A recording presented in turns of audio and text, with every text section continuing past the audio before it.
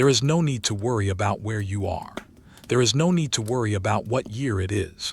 You do not need to remember any names or dates or places. All of that is far away. For now, there is only the quiet. There is only the cold. There is only the slow, steady rhythm of a winter evening that has happened 1,000,000 times before and will happen 1,000,000 times again. You are safe here. The walls are high. The gates are barred. The world outside is vast and white, but in here there is order. There is routine. There is a slowness that settles into your bones like a heavy blanket. Let your shoulders drop. Unclench your jaw. Imagine the air around you cooling down, becoming crisp and clean. We are at the edge of the empire. It is the 1st century, or perhaps the 2nd. It does not matter. The legions have stopped moving. The long marches are over. The shouting of centurions has faded into the mute silence of the snow.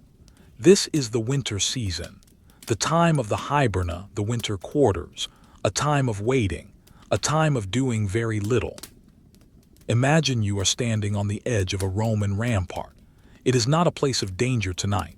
It is just a place of observation. The sun has already dipped below the horizon, but the light has not left the sky. Not yet. It is that specific time of winter evening where everything turns the color of iron. The sky is a flat, pale gray stretching out forever. The ground is white, covered in a thick layer of old snow that has hardened over weeks of freezing temperatures. Air is still. There is no wind to bite at your face. There is just a solid, heavy wall of cold. It presses against the thick wool of your cloak. You are wearing the sagum, the heavy, rectangular cloak of the Roman soldier. It is dyed a dull, earthy red or perhaps a natural brown. It is heavy. It smells of lanolin and wood smoke. It is wrapped twice around your shoulders, pinned securely at your right shoulder with a heavy bronze brooch. The weight of it is comforting. It feels like a shield against the chill. Breathe in. The air is sharp. It stings the inside of your nose just a little, waking you up, but in a gentle way. It smells of pine needles. It smells of damp earth hidden deep beneath the frost. And faintly, very faintly, it smells of the fires burning in the small clay ovens rows and rows behind you. Look out at the horizon. The landscape is frozen. To the north there is a line of trees. They are dark, almost black against the gray snow. They do not move. Their branches are bare, stripped of leaves, skeletal fingers reaching up into the emptying sky. They are silent sentinels. They have been there for 100 years, and they will be there for 100 more. Nothing is moving in the forest. The animals are asleep or hidden deep in their burrows. The birds have gone. It is a portrait of perfect stillness. You can hear the sound of your own breathing. In, out, in, out. A small cloud of white mist forms in front of your face with every exhale, hanging there for a moment before vanishing into the gray light. It is the only movement you see. Shift your weight slowly. You are wearing caligy, the heavy leather sandals of the Legion. But these are not for summer marching. These are stuffed thick with wool and felt. You have wrapped your feet in layers of fabric before lacing the leather straps up your ankles. The leather is stiff with the cold. You can feel the iron hobnails on the soles of the sandals gripping the wooden planks of the walkway. Crunch. A small shift of your foot. The wood beneath you is frosted. The sound is dry and crisp. It is a satisfying sound. It is the sound of winter. You do not need to look for enemies. There are no enemies tonight. The snow is too deep for anyone to march. The rivers are frozen solid. The world has called a truce with itself. The only task tonight is to exist, to stand, to watch the light fade. Behind you lies the camp. It is laid out in a perfect grid. The Romans love order even here at the edge of the world. Rows of leather tents, now covered with thatched roofs or wooden sidings to keep out the winter, stretch out in precise lines. The streets between them are straight. Everything has a place. Everything is where it should be. The leather of the tents is dark and wet from the melting frost of the day. Now, as the temperature drops again, that leather is hardening. If you were to touch it, it would feel like the skin of a drum. Cold, taut, unyielding. Smoke rises from the camp in thin, straight pillars. There is no wind to scatter it. It goes straight up, gray columns joining the gray sky. The soldiers are cooking their evening meal. It is a simple meal. There is no feast, just grain boiled into a thick porridge. Perhaps a little bacon fat, perhaps some dried beans. You can imagine the sound of the camp behind you. It is a low hum. It is not loud. The shouting and drilling of the summer months are gone. Now voices are kept low. Men are huddled around small charcoal braziers. You might hear the dull clack of a wooden spoon against a bowl. You might hear the soft murmur of a conversation about nothing important, the quality of the grain, the repair of a boot, the memory of a warmer sun. These are boring conversations. They are safe conversations. They drift up to you on the rampart like a lullaby. Let your focus return to the horizon. The gray is deepening. The line between the white snow and the pale sky is beginning to blur. This is the gloaming, the time between day and night. Your hands are tucked inside your cloak to keep them warm. You can feel the rough texture of the wool against your fingertips. It is scratchy, but it holds the heat. You run your thumb over the weave of the fabric, over and over, a repetitive motion, up and down, up and down. There is a rhythm to the cold. It is not an assault, it is a presence. It slows everything down. Your heart beats a little slower, your thoughts move a little slower. Why rush? There is nowhere to go. The gates are shut. The road is buried. Imagine walking slowly along the rampart. You take one step. The leather creaks softly. You take another step. The iron nails crunch on the frost. You are walking a measured pace. 10 steps. Turn. 10 steps back. This is your world for the next hour. A straight line of wood and frost. You look down at the wooden palisade, the pointed stakes that form the wall. They are tipped with snow like little white hats on each log.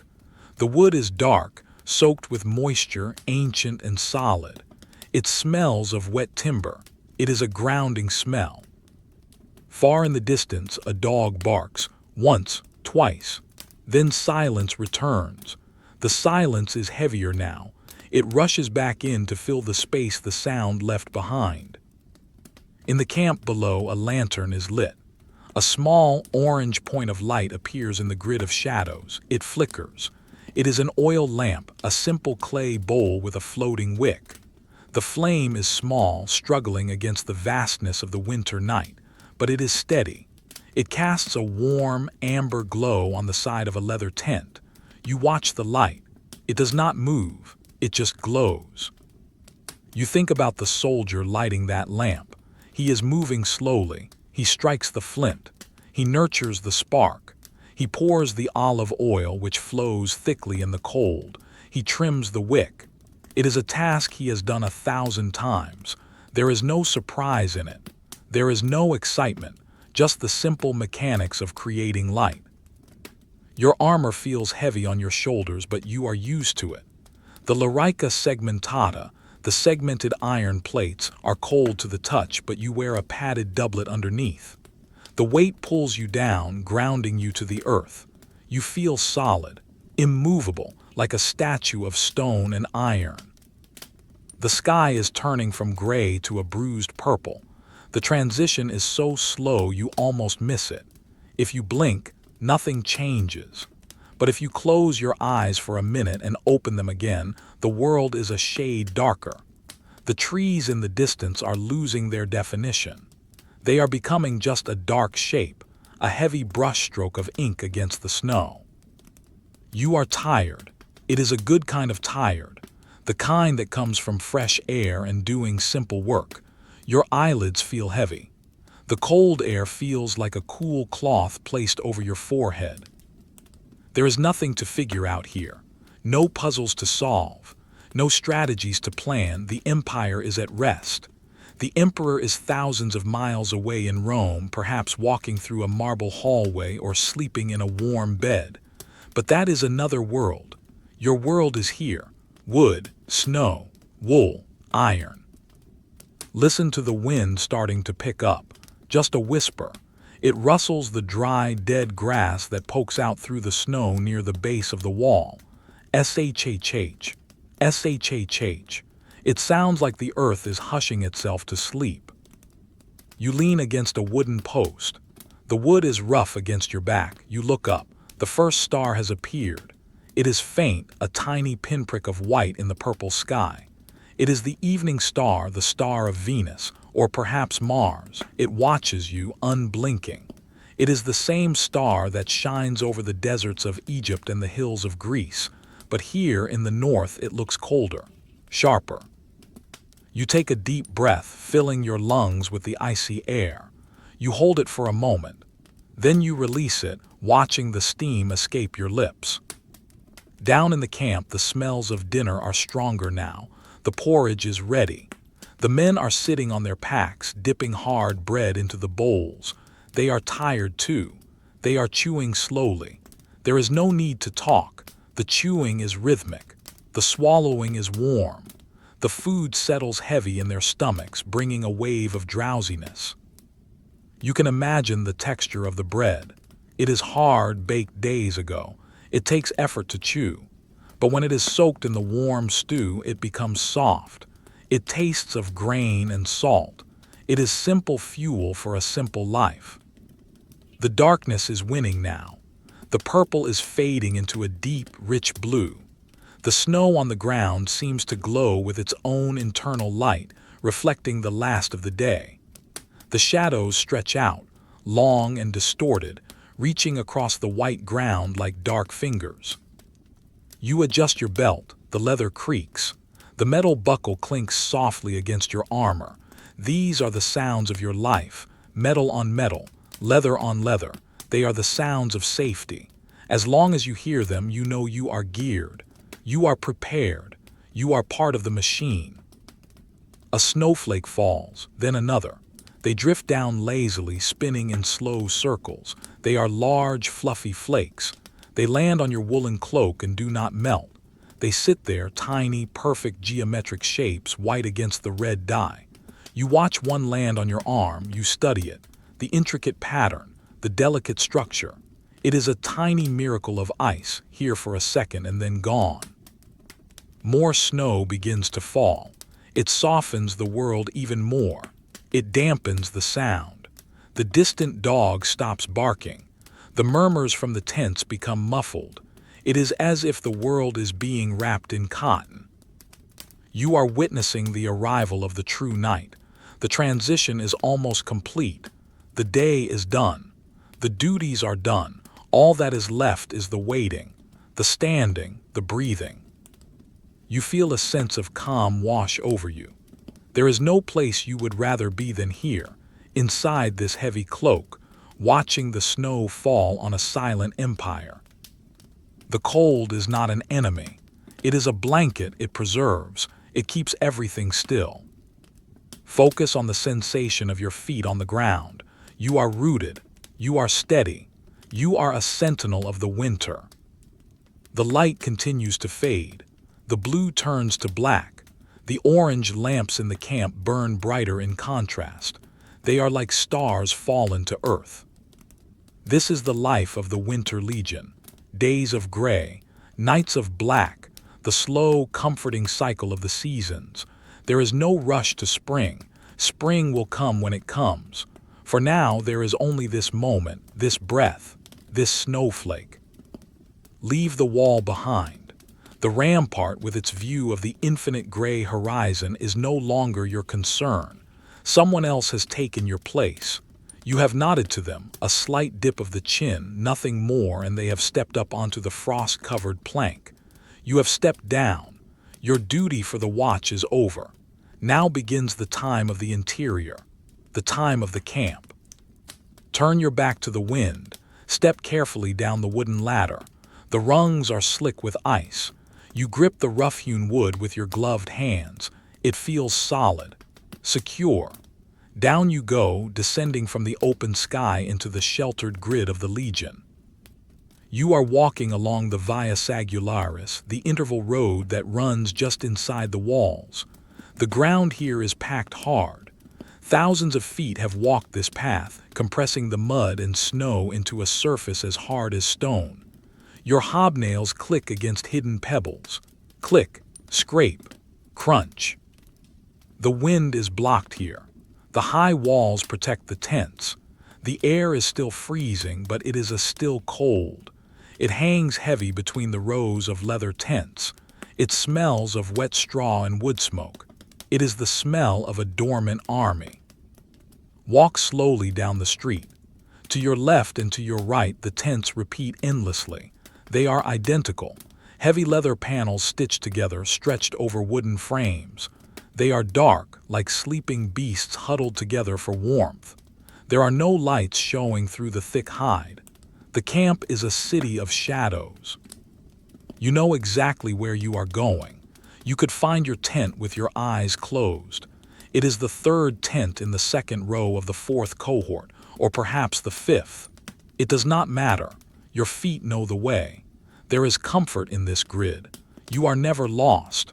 You are always exactly where the engineers decided you should be.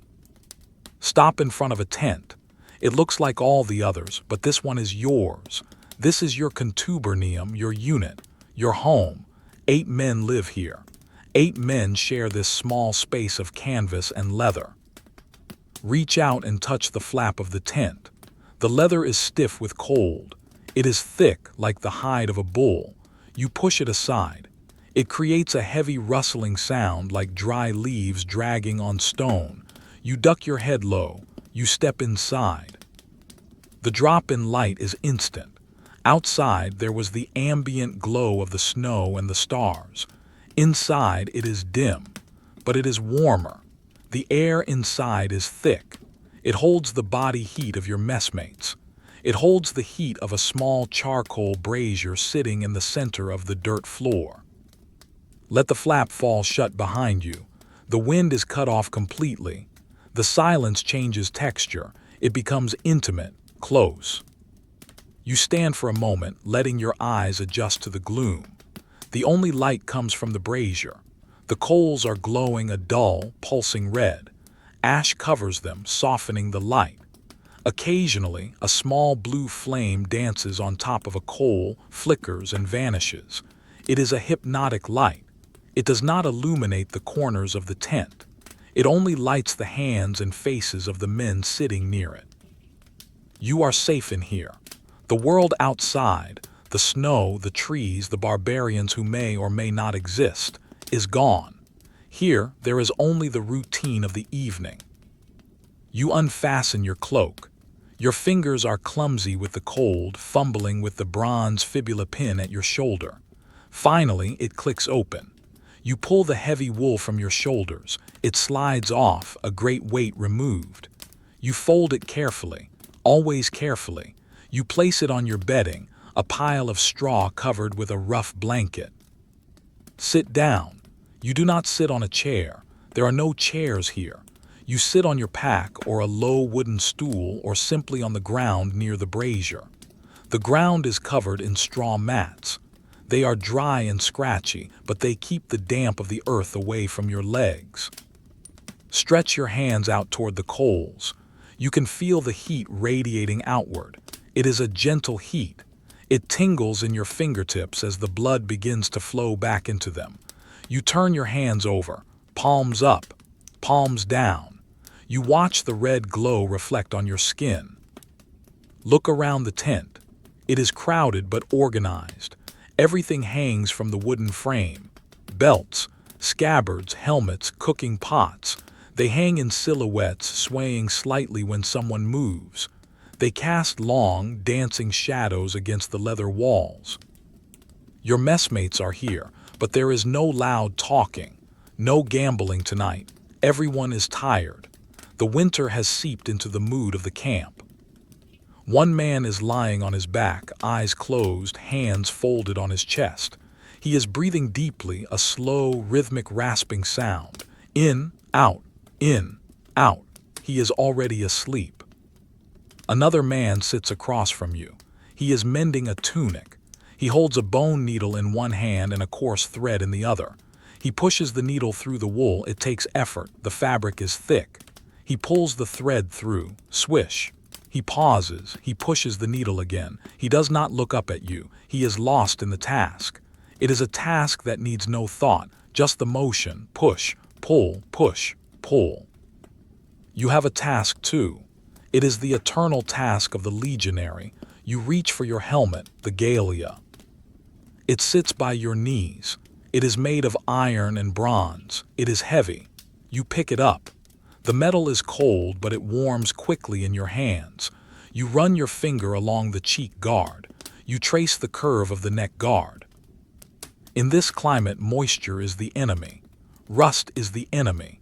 The war you fight every day is not against men, but against oxidation. It is a slow, silent war, and the only weapon is oil. You take a small clay jar from your kit. It is plugged with a piece of cork. You pull the cork out with a soft pop. The smell hits you. It is olive oil, but not the fresh, grassy kind you put on bread. This is old oil, thick oil. It smells heavy and fatty. It smells of the storeroom. You take a rag, a piece of torn linen, stained gray and black from months of use. You dip the corner of the rag into the jar. The linen soaks up the oil, turning translucent. Now you begin. You apply the rag to the helmet. You start with the brow guard. You rub in small, circular motions, round and round. You press firmly. You are working the oil into the pores of the metal. You are creating a barrier. The sound is a soft friction. S-H-H-H-S-H-H-H. S-H-H-H-S-H-H-H. It is a whisper of cloth on steel. You watch your own hand moving. It is mesmerizing. The iron begins to shine. Not a bright mirror-like shine, but a dull, healthy sheen. The dull gray metal turns a deep, rich black under the oil. It looks cared for. It looks preserved. You move to the bowl of the helmet. The curve is smooth. Your hand glides over it. You find a spot of surface rust, a tiny bloom of orange dust near a rivet. You focus on it. You rub harder. You scour it away. The orange disappears, replaced by the dark gloss of the oil. This is satisfying. It is a problem you can solve. The world is full of things you cannot control, the emperor's whims, the weather, the length of the march. But this you can control. You can make this helmet clean. You can make it last. You work slowly. There is no deadline. The night is long. The candle in the lantern has hours left to burn. Inside the tent, the air is getting hazier. The smoke from the brazier and the smell of the oil mix together. It is a heavy atmosphere. It makes your eyelids droop. You blink slowly. You look at the man sewing the tunic. He has stopped for a moment to thread his needle again. He licks the end of the thread. He squints at the eye of the needle. He is patient. He tries once. Misses. He tries again. The thread goes through.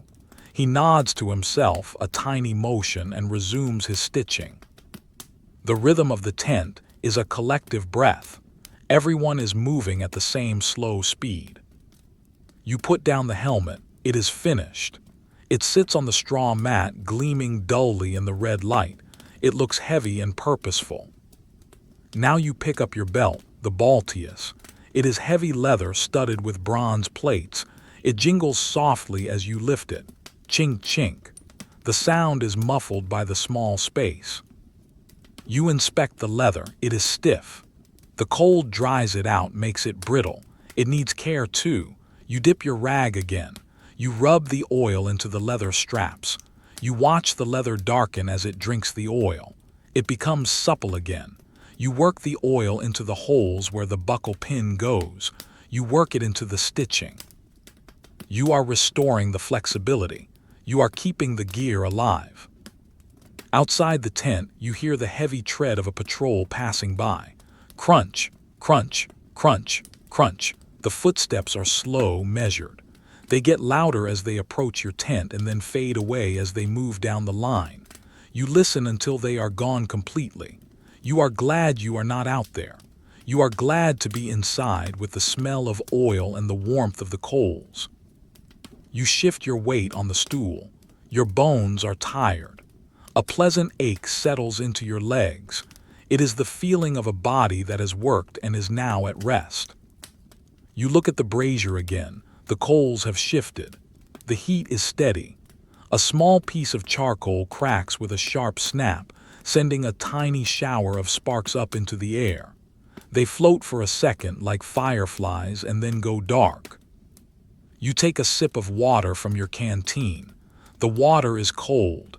It tastes of the river and the wood of the barrel. It cools your throat. You wipe your mouth with the back of your hand. There is nothing else to do, and that is a luxury. To have nothing to do is the greatest gift a soldier can receive. You can simply sit. You can watch the shadows on the wall. You can listen to the wind pushing gently against the leather sides of the tent. The leather creaks, straining against the ropes. Creak, groan.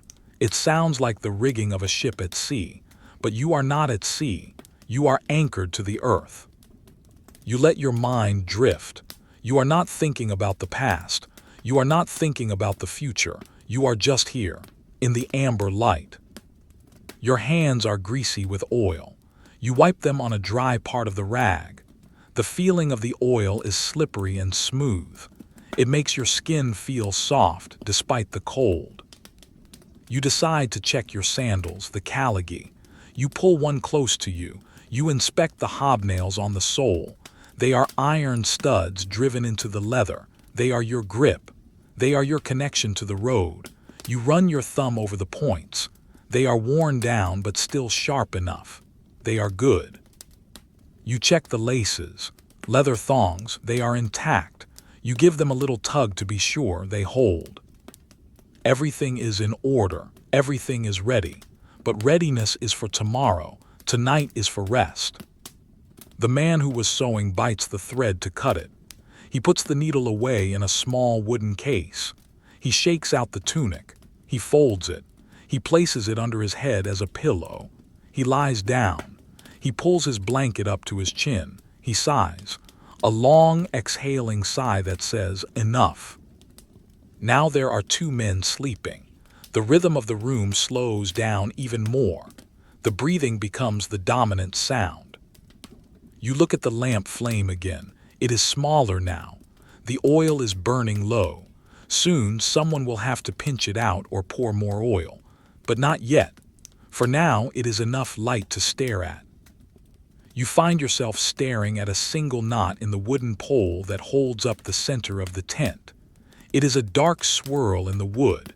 It looks like an eye. You trace the grain of the wood with your eyes. The lines flow around the knot like water around a stone. You are warm. The cold of the rampart is a distant memory. Here, wrapped in the smell of leather and camaraderie, you are insulated. You feel your own breathing sync with the man sleeping next to you. In, out, in, out. The camp is a sleeping giant, and you are just one small cell in its body. You do not need to make decisions. The trumpet will sound in the morning. That is hours away, an eternity away. For now there is only the oil, the leather, the iron, and the quiet. The work is done, your hands are still, the tent is still, the night deepens. The air inside the tent has become thick and heavy. It is a warm, drowsy weight that presses against your eyelids, but your night is not quite finished. There is one more place you must go, one more quiet duty to perform before you can fully surrender to sleep. You stand up slowly. Your joints pop softly, a sound that seems loud in the quiet tent. You reach for your cloak again. The wool has cooled down while it sat on your bedding. You wrap it around yourself, feeling the familiar weight settle back onto your shoulders. You fasten the brooch. The metal pin slides through the fabric with a dull snick. You step back towards the tent flap. You push aside the heavy leather.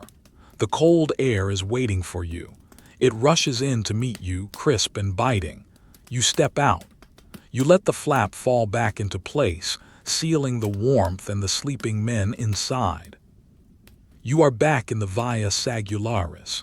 The camp is even quieter now than it was an hour ago. The fires have burned down to embers. The smoke has thinned. The snow on the ground has stopped falling, leaving a fresh, pristine layer of white powder over the hard-packed ice. You turn to your left. You are walking towards the stables. The cavalry unit, the Ala, is quartered near the eastern gate. It is a short walk, but in the silence of the winter night, it feels like a journey. Walk slowly, listen to your footsteps. The fresh snow muffles the sound of your hobnails. Instead of a crunch, there is a soft hush. Hush. Hush as your feet compress the powder. It is a gentle sound, like someone whispering. The moon has risen higher now. It is a bright, cold disk in the black sky. It washes the camp in a pale, silver light. Everything looks sharp and clean. The edges of the tents are defined in silver. The shadows are pools of absolute black. You pass the granaries, the Horia. They are massive wooden buildings raised up on stone pillars to keep the grain dry and away from pests. You look at the stone pillars. They are sturdy, carved from gray granite. They hold the weight of tons of wheat. You can smell the faint, dusty scent of dry grain as you pass. It is an earthy smell, a smell of harvest and storage. You keep walking. The cold touches your cheeks, your nose, your ears. It is refreshing. It wakes you up just enough to appreciate the stillness. Ahead of you looms the long, low shape of the stables. It is a timber structure built of heavy logs. The roof is thatched with thick layers of reed and straw covered in snow. It looks like a part of the landscape, a small hill made of wood and snow. You reach the door. It is a wide double door made of oak planks. The wood is dark, almost black with age and weather. It is held together with heavy iron bands. You place your hand on the wood. It is rough. You can feel the splinters and the grain. You find the latch. It is a simple iron ring. You lift it. The metal is freezing cold against your glove. You pull the door open. It swings on heavy iron hinges. Creak. The sound is low and groaning, but it is a familiar sound. You step inside. The change is immediate. You have left the world of ice and entered a world of warmth. The air inside the stable is humid and rich. It smells of horses. It smells of sweet, dry hay. It smells of leather tack and old wood. And underneath it all, the sharp ammonia scent of the straw bedding. It is a strong smell, but it is not unpleasant. It is the smell of life. Close the door behind you. The latch clicks shut. The wind is gone. The silence of the outside world is replaced by the living silence of the stable. It is darker in here. There are no windows. The only light comes from a few lanterns hanging from the central beams. They burn with a low, yellow flame, casting a soft, golden circle of light on the straw-covered floor. You stand at the end of the long aisle. To your left and right are the stalls. Wooden partitions separate the horses. There are 30 horses in this block, 30 large, powerful animals all resting. Walk down the aisle. The floor is covered in a thick layer of straw. Your feet sink into it. It is soft. It creates no sound. You are a ghost walking through a warm cavern. Listen, can you hear it? The sound of the stable. It is a symphony of soft noises. The rustle of straw as a horse shifts its weight. The deep, resonant huff of a breath being blown out through soft nostrils.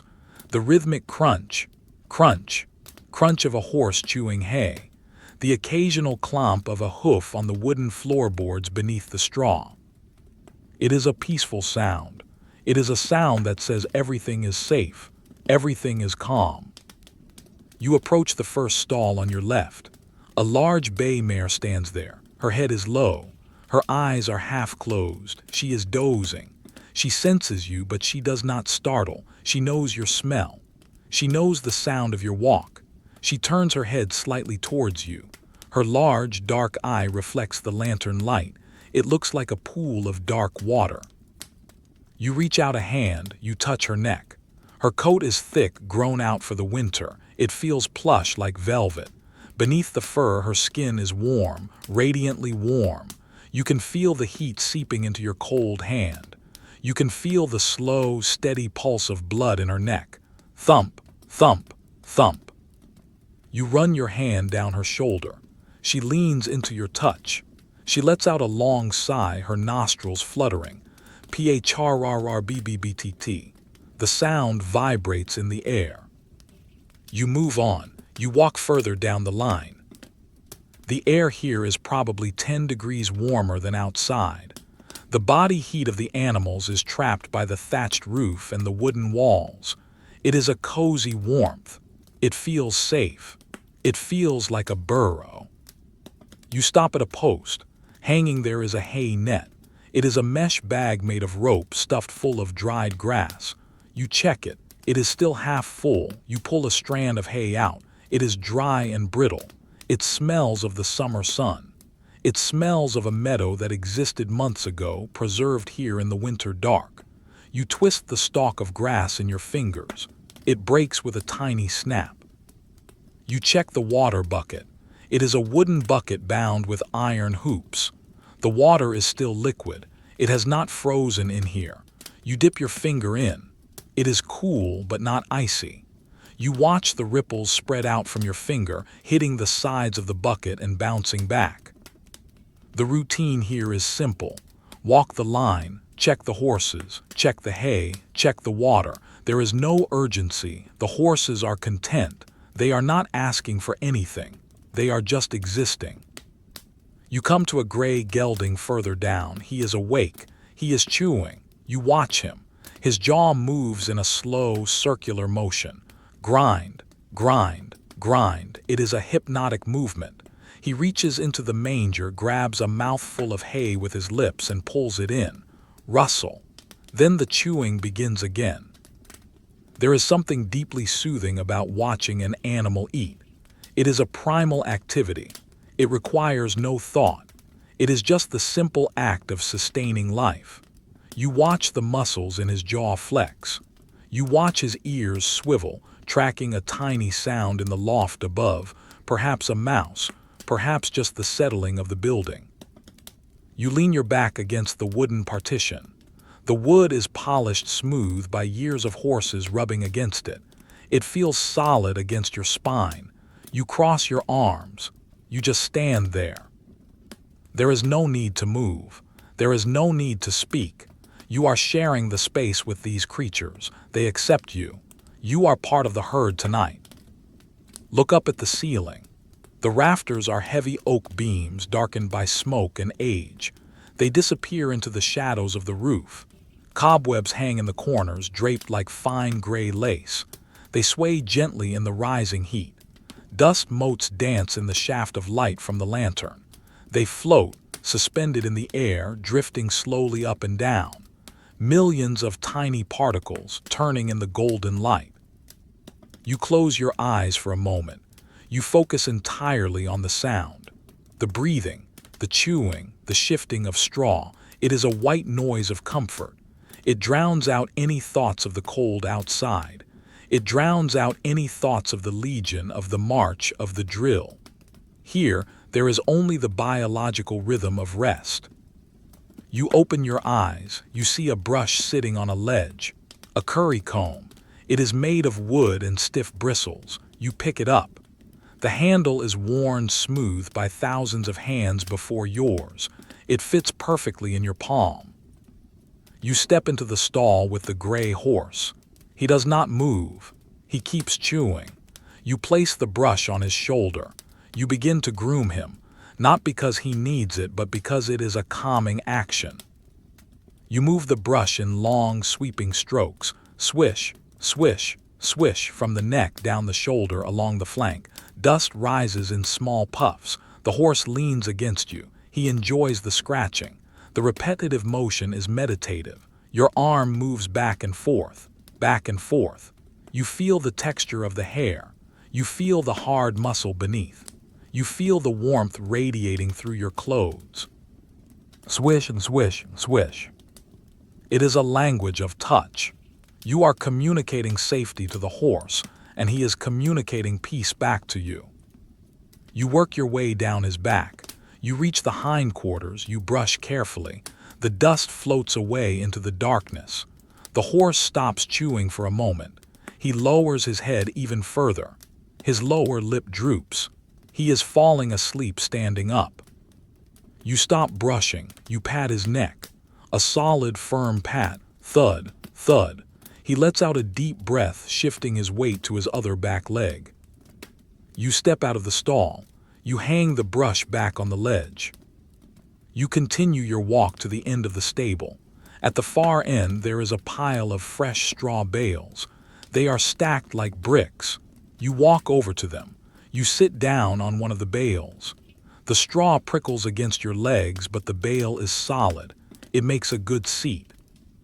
From here, you can see down the entire length of the stable.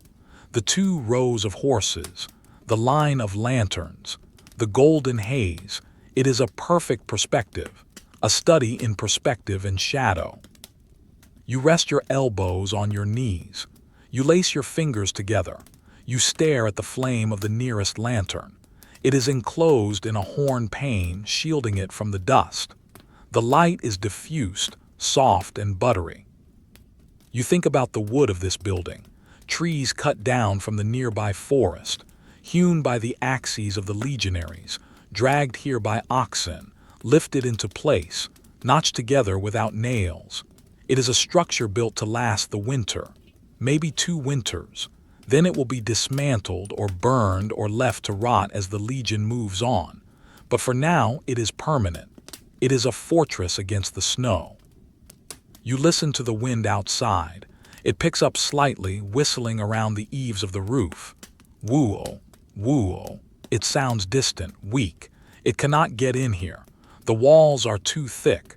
The insulation of the hay is too good. The wind is a stranger knocking on the door but forbidden to enter. You look at your hands. They are warm now. The stiffness is gone. You flex your fingers. You watch the tendons move.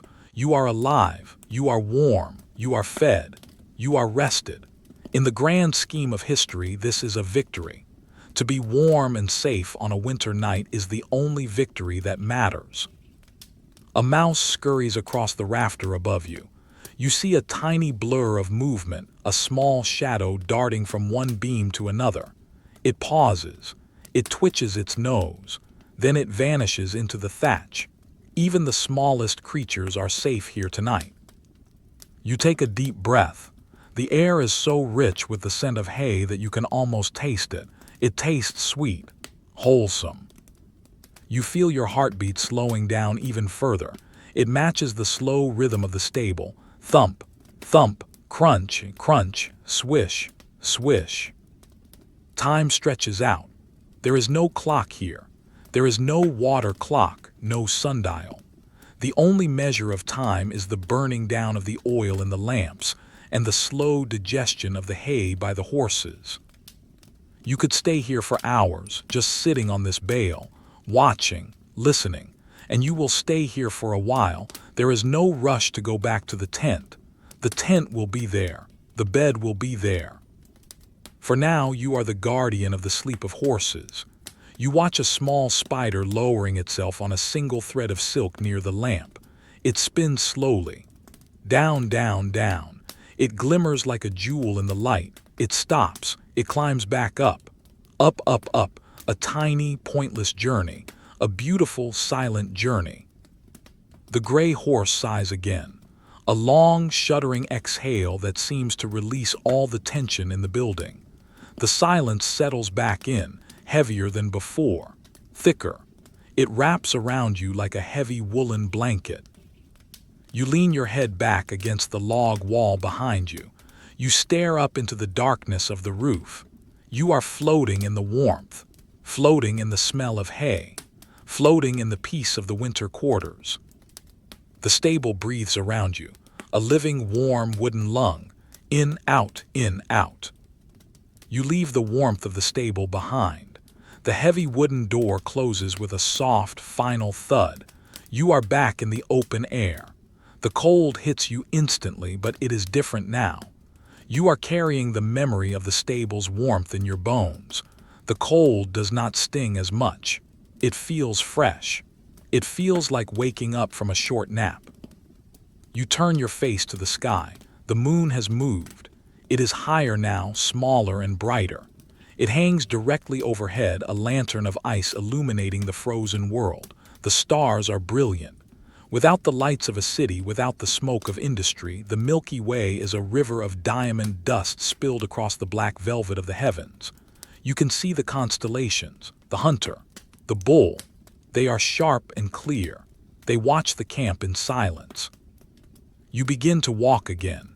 You are heading towards the ramparts, but not to the wall itself. You are heading to the row of ovens built into the back of the earthworks, the Klibanis. The camp is asleep. The rows of tents are dark.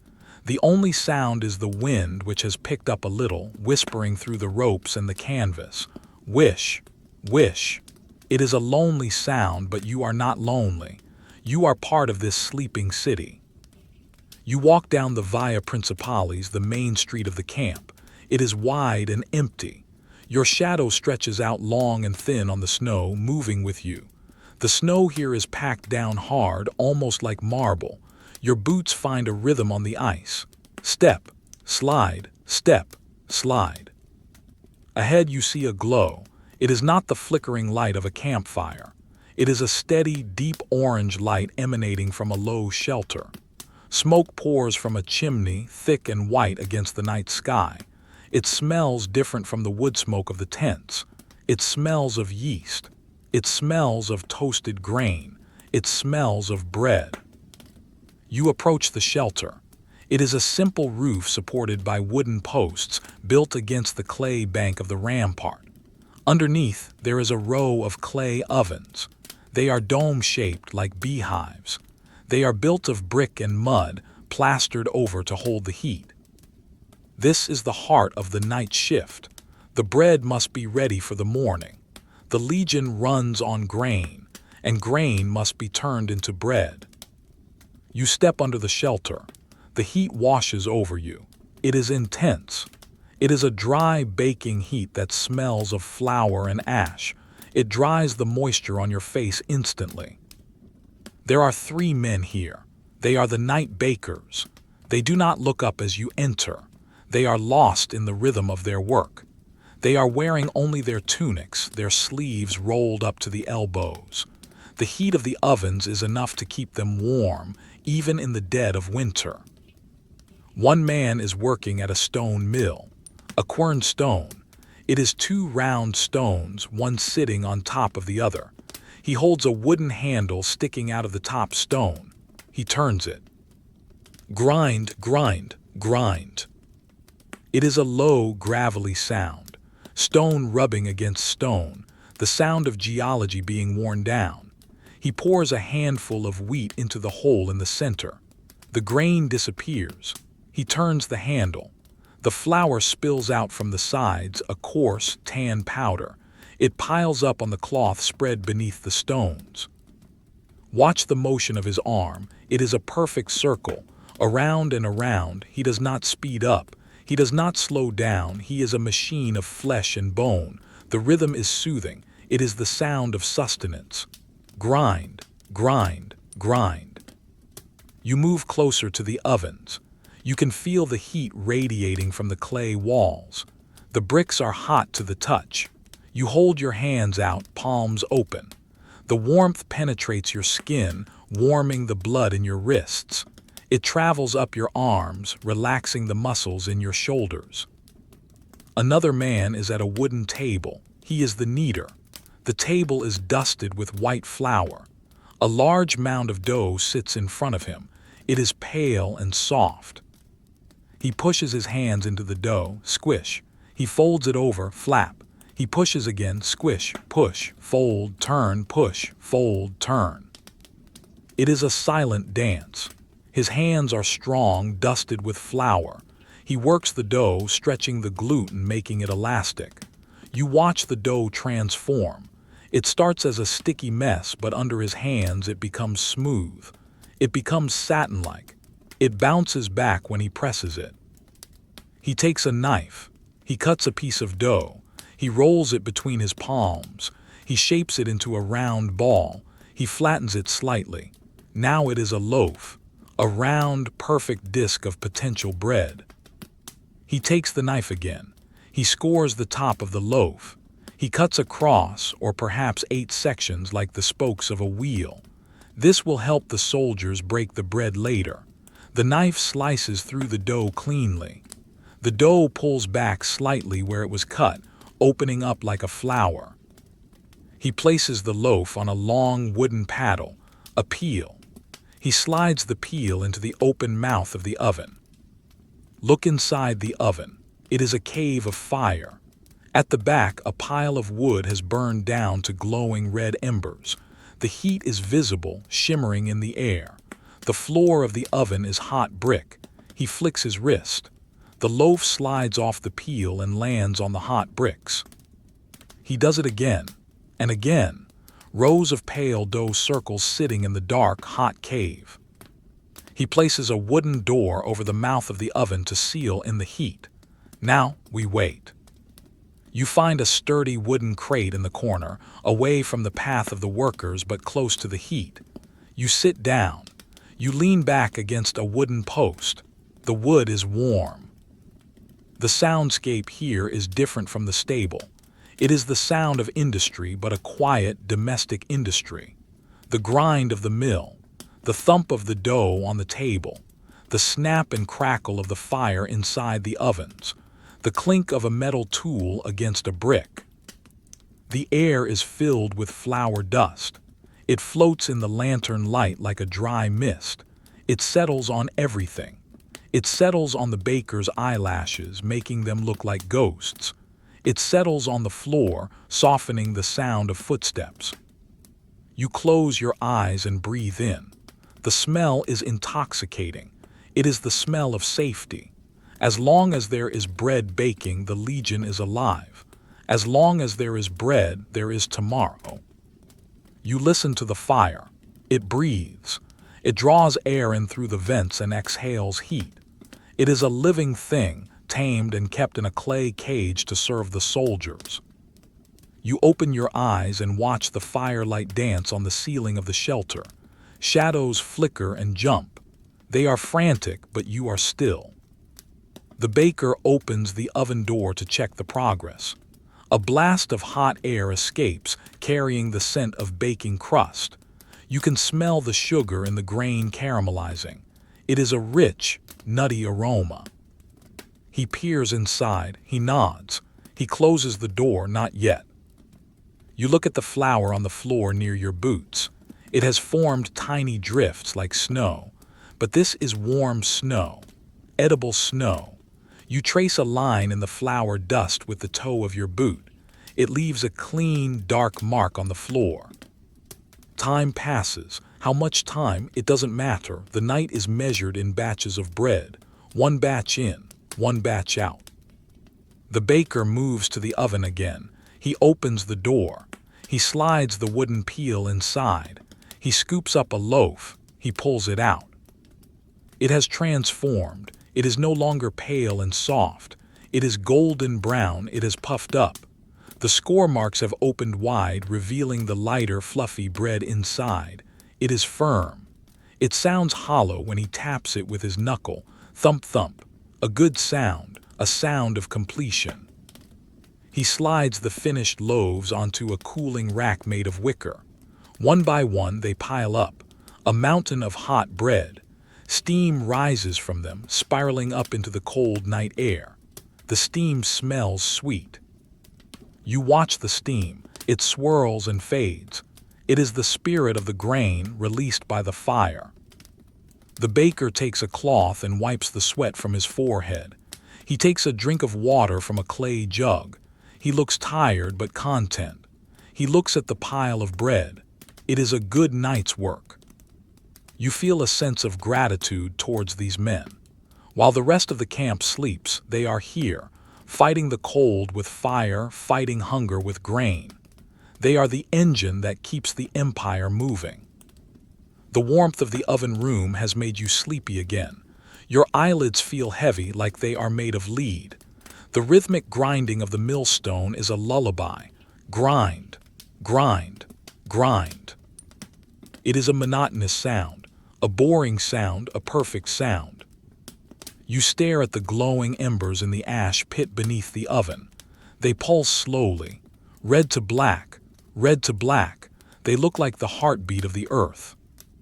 You think about the journey of the grain, grown in a field far away, perhaps in Sicily or Egypt under a hot sun, harvested by men with sickles, threshed, winnowed, transported by ship across the sea, carried in wagons along the Roman roads, stored in the granary, and finally here tonight in this oven at the edge of the world. It is a long journey to become a loaf of bread. And now its journey is almost done. You shift your position on the crate, the wood creaks. The baker glances at you, then looks away. You are just another shadow in the corner. You are welcome here. The cold outside seems very far away. Here, there is only the golden light and the smell of yeast. You watch a small beetle crawling across the floor, navigating the hills and valleys of the spilled flour. It moves slowly, struggling through the white powder. It leaves a tiny trail behind it. You watch it for a long time. It reaches a piece of dropped dough and stops. It has found its prize. The fire pops. A spark flies out and lands on the stone floor, glowing bright orange for a second before fading to gray ash. You let your head rest against the post. The wood vibrates slightly with the grinding of the mill. You feel the vibration in your skull. It is a massage for your mind. Everything is cyclical. The sun rises, the sun sets. The seasons change. The dough rises, the bread bakes. It is all a circle. There is no beginning and no end, just the process. You are witnessing the quiet maintenance of civilization. It is not built on battles. It is built on this, on warm bread and careful work in the middle of the night. The baker begins to prepare the next batch. He dusts the table with fresh flour. It falls like a white cloud. He reaches for more dough. Squish, flap, squish. The rhythm restarts. Push, fold, turn. You could watch this forever. There is no surprise. You know exactly what he will do next. And he does it, exactly as you expected. This predictability is a comfort. In a chaotic world, the bread is always made the same way. The heat wraps around you tighter. You feel loose. You feel heavy. You feel safe. The stack of bread grows higher. The steam rises. The mill turns. The night moves forward, one loaf at a time. You step away from the bakery. The heat of the ovens lingers on your skin for a moment, then fades, replaced once again by the crisp, clean bite of the winter night. The smell of baking bread drifts away, carried off by the gentle wind, leaving only the scent of snow and cold air. You are walking deeper into the camp now. You are heading toward the very center, the heart of the grid, the Principia, the headquarters. The snow here is swept clean.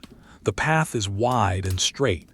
To your left and right, the rows of tents continue, silent and dark. But ahead, the building is larger. It is built of timber and stone. It has a presence. It represents the order of Rome. In the chaos of nature, this building stands for structure. You reach the entrance.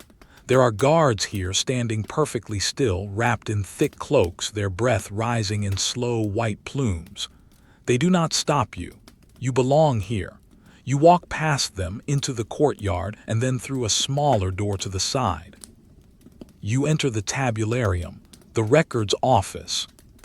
The silence here is different from the silence of the stable or the bakery. It is a dry silence, a paper silence. The room is long and narrow. The walls are lined with wooden shelves, floor to ceiling. The shelves are filled with scrolls, hundreds of them. Some are white papyrus, some are yellowed parchment. They are tucked into small cubbyholes like birds in a nest. They hold the memories of the Legion, every soldier's name, every bushel of wheat, every pair of boots. The air smells of old paper. It smells of dried ink. It smells of beeswax and dust. It is a library smell, a smell that tells you to be quiet, a smell that tells you to slow down. There are no roaring fires here, just small, controlled charcoal braziers placed carefully in the corners, away from the flammable paper. The heat is mild. It is just enough to keep the ink from freezing. It is just enough to keep the fingers of the scribes moving. There are 2 men working here tonight. They are the librari, the clerks. They sit at high wooden desks, hunched over their work. Walk softly. The floor is made of wooden planks raised off the ground. Your boots make a hollow, dull sound, thud, thud, thud. You stand behind one of the scribes. He does not turn. He is focused on the document in front of him. He is a man of middle age with thinning hair and ink-stained fingers.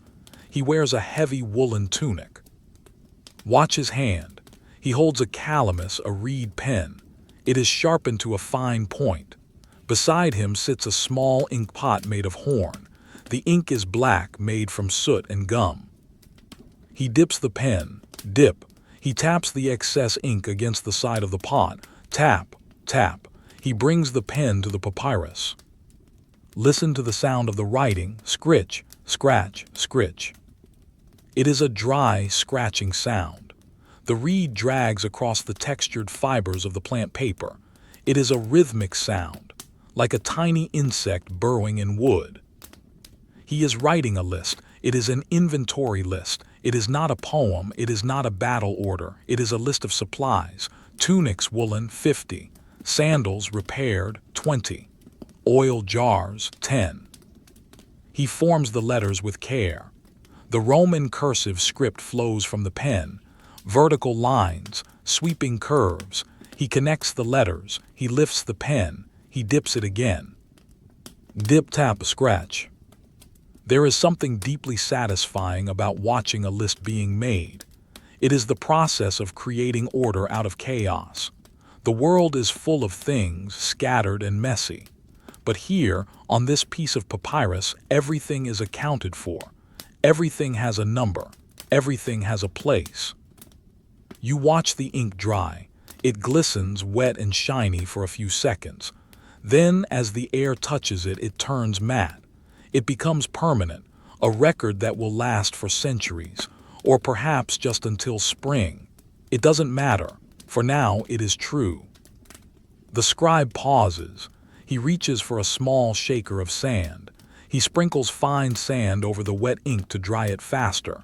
Shhh. The sand hits the paper like a tiny whisper. He blows the sand away. Whoosh. He continues. The next line, the next number. You move to the other desk. The second clerk is doing something different. He is not writing on paper. He is working with a wax tablet, a tabula. It is a wooden frame filled with dark black beeswax. He holds a stylus, a tool made of bronze. One end is pointed for writing. The other end is flat, like a spatula for erasing. He is doing calculations, math. He presses the sharp end into the wax. It cuts a clean white line into the black surface. V, I, 7, X 10. The sound is softer than the pen. It is a mushy slicing sound. Slice, slice. He makes a mistake, or perhaps he is updating a figure. He flips the stylus over. He uses the flat end. He rubs the wax. The heat of friction melts the wax just enough. The white lines disappear. The surface becomes smooth and black again, a blank slate. Smooth, smooth, smooth. He starts again. He writes a new number. Beside him sits an abacus, a counting board. It is a bronze plate with grooves cut into it. Small stone beads slide in the grooves. He reaches out with his left hand. He slides a bead. Click. He slides another. Click, click, click. It is the sound of pure logic. 1 + 1. There is no emotion in it. There is only the reassuring click of the beads. They hit the metal stop with a tiny, precise sound. You watch the beads move. Up, down, left, right. They are like soldiers on a parade ground, obedient, orderly. The room is dimly lit. The oil lamps cast long shadows across the rows of scrolls. The shadows look like the bars of a cage, but a protective cage. The knowledge is safe here. You lean against a sturdy wooden shelf. You smell the papyrus. It smells like dried river reeds.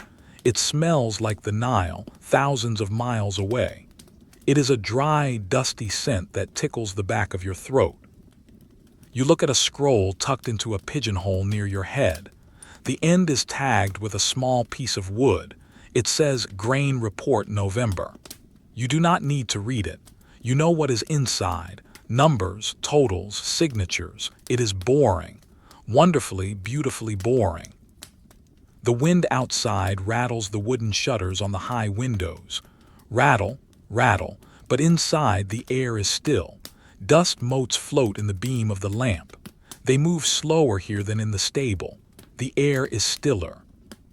You watch a dust mote land on the desk. It sits there, a tiny gray speck on the dark wood. The scribe does not notice it. He keeps writing. Scritch and scratch and scritch. Your eyes follow the movement of the pen. Up, down, around. Up, down, around. It is hypnotic. The repetitive motion of the hand, the repetitive flow of the ink. You feel a sense of calm responsibility here. These men are the memory of the army. They are the reason the soldiers get fed. They are the reason the boots get repaired. They do not fight with swords. They fight with lists. And tonight they are winning. Everything is under control. The first scribe stops. He flexes his hand. He rubs his wrist. He looks at his work. He is satisfied. He rolls up the scroll. Crackle, crackle. The dry papyrus protests as it is rolled. He ties it with a piece of red string. He ties a knot. A simple, secure knot. He stands up slowly. He walks to the shelf. He finds an empty spot. He slides the scroll in. Slide. It fits perfectly. He goes back to his desk. He sits down. He reaches for a fresh sheet of papyrus. He flattens it out with his hand, swipe. He picks up the pen, he dips it, dip, tap. The cycle begins again. There is always another list. There is always more to count. You find yourself lulled by this endless continuity. There is no end to the administration. It just goes on, night after night, year after year. It is a river of bureaucracy that flows slowly and steadily. You look at the flame of the oil lamp on the desk. It is steady. There is no draft here to make it flicker. It stands straight up, a perfect teardrop of fire. It burns the oil cleanly. The wax worker smooths his tablet again. Rub, rub, rub. He is preparing for the morning briefing. He needs the surface to be perfect. He is a perfectionist. You appreciate that. You feel your own breathing sync with the rhythm of the abacus. Click, breathe in, click, breathe out, click, breathe in, click, breathe out. It is a metronome for sleep, a mechanical lullaby. The room feels timeless. This could be Rome, this could be Gaul, this could be Britannia. It doesn't matter. The work is the same. The silence is the same. You gaze up at the ceiling. It is shadowed, lost in gloom. You are in a cocoon of information, wrapped in words and numbers. There is no danger here. No sudden noises, just the gentle friction of work. The scribe yawns. It is a quiet, stifled yawn. He covers his mouth. He rubs his eyes, but he does not stop. He dips the pen again. You feel the heaviness in your own limbs. The intellectual boredom of the room is seeping into you. Your mind has nothing to latch onto, no story, no drama, just inventory, barley, 100 sacks, wine, sour 20 amphorae, nails, iron, 1 crate. The words float through your mind. They are meaningless, pleasant words. They are just objects, objects that are safe, objects that are counted. You close your eyes for a second. You can still hear the pen, scritch, scratch. It sounds like the heartbeat of the building. You open your eyes, the light seems a little dimmer. Maybe the lamp is running low, or maybe your eyes are just tired. The wax worker puts down his stylus. He rests his chin in his hand. He stares at the tablet. He is thinking. Or maybe he is just resting. He stays like that for a long time. Frozen, a statue of a thinker. The peacefulness of this room is deep. It is a heavy, dusty peace. It feels like the air has not moved in here for years.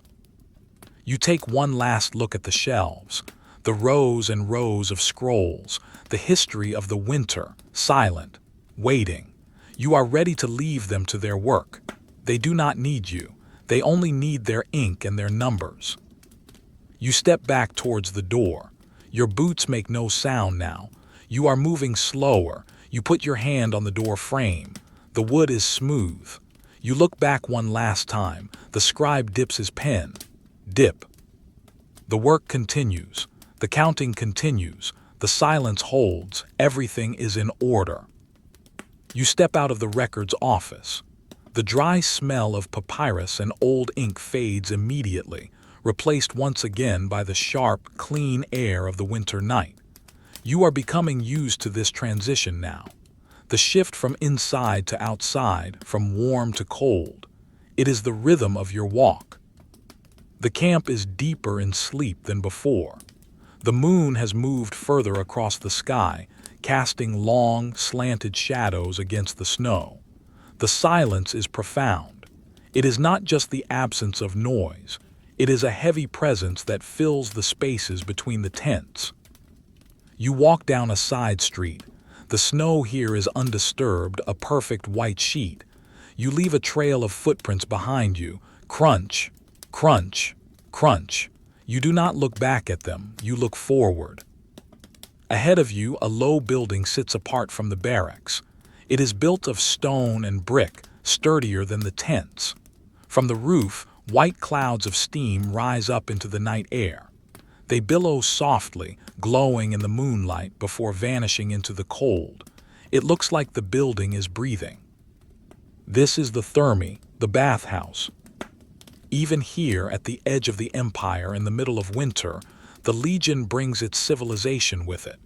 They bring their laws, their gods, and their baths. To be Roman is to be clean. To be Roman is to be warm.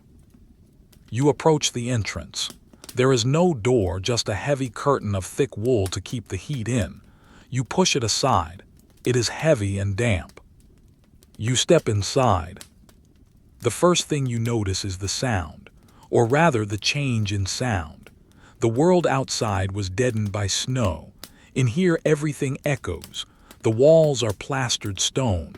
The floor is tiled. Your footsteps change from a crunch to a solid clack. Clack. The sound bounces off the walls, returning to you a split second later. You are in the apoditarium, the changing room. It is empty tonight. The soldiers have washed and gone to their beds. The room is yours. There are rows of wooden benches along the walls. They are polished smooth by years of use. Above them are rows of cubbies and hooks for clothes. They are empty now, dark little squares of shadow. The air here is cool but not freezing. It is a transition zone. It smells of damp wood and faint herbal soap. It is a clean smell. You sit on one of the benches for a moment. You run your hand along the wood. It is cool and smooth. You take a breath. The air is humid. You can feel the moisture on your skin. It is a relief after the dry cold of the wind. You stand up and move deeper into the building. You pass through an arched doorway. Now you are in the tepidarium, the warm room. The heat hits you gently. It is not a blast of fire like the bakery. It is a soft, enveloping warmth. It comes from everywhere. It comes from the walls. It comes from the floor. You look down at the floor. It is made of raised tiles. Beneath your feet, invisible to you, is the hypocaust, a system of hollow spaces where hot air from a furnace circulates. You are standing on top of heat. You can feel it through the soles of your boots, a steady, rising warmth that travels up your legs. It is the most luxurious feeling in the world, to have warm feet in the middle of winter. The room is dimly lit by oil lamps set in niches in the walls. The light reflects off the moisture in the air, creating a soft, hazy atmosphere. The walls are sweating. Tiny droplets of condensation form on the plaster. You watch one droplet, it grows heavy. It slides down the wall, it leaves a tiny, dark trail. It merges with another droplet. They speed up. They reach the floor. The room is silent except for the faint sound of air moving. It is the sound of the heat rising, a low thermal breath. You walk across the warm floor. You are heading for the hottest room, the caldarium. You push through another heavy curtain. Here the air is thick. It is white with steam. You can barely see the other side of the room. The heat is intense. It wraps around you like a heavy, hot towel. It relaxes every muscle in your body instantly. Your shoulders drop. Your jaw loosens. In the center of the room is a small pool, a hot plunge bath. The water is still. It is dark like black glass. Steam rises from the surface, curling and twisting in the draft from the doorway. You walk to the edge of the pool. You sit on the stone rim. The stone is hot. Listen to the water. Drip. Somewhere a pipe is leaking, just a tiny bit. Drip. The drop hits the surface of the pool. Ripples spread out. You watch them. They are perfect circles, expanding outward, disturbing the reflection of the lamp flame on the water.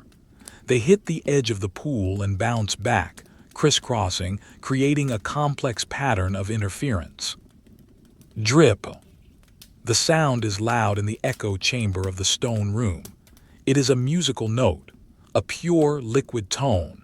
It marks the passage of time. Drip. You stare into the steam. It shifts and changes shapes. Faces, mountains, clouds. It is a screen for your imagination. But you do not need to imagine anything. You just need to watch the white mist swirl.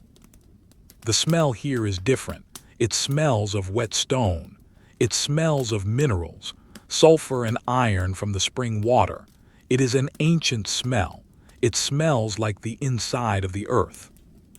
You think about the water. It comes from a spring miles away. It flows through an aqueduct, a channel of stone built by the legionaries. It travels through the cold forest, protected by a covered roof. It enters the camp. It flows into the boiler. It is heated by the fire, and it ends here in this pool waiting for you. It is a miracle of engineering, but tonight it is just hot water. You lean back, resting your hands on the hot stone floor behind you. You close your eyes. The humidity is good for your lungs. You breathe in deep. The moist air soothes your throat. You breathe out. You can hear the faint sound of the furnace working. It is outside at the back of the building.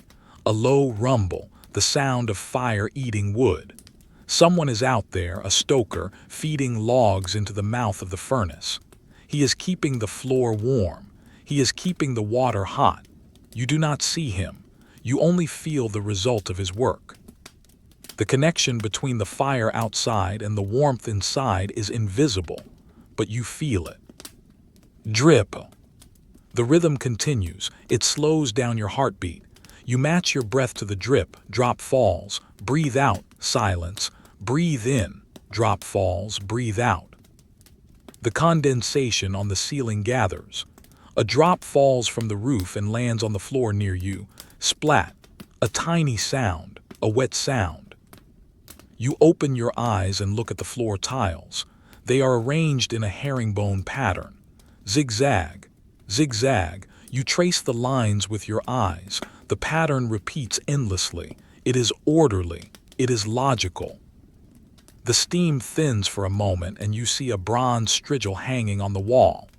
A curved metal tool used for scraping oil and dirt from the skin. It hangs there, gleaming dully in the mist.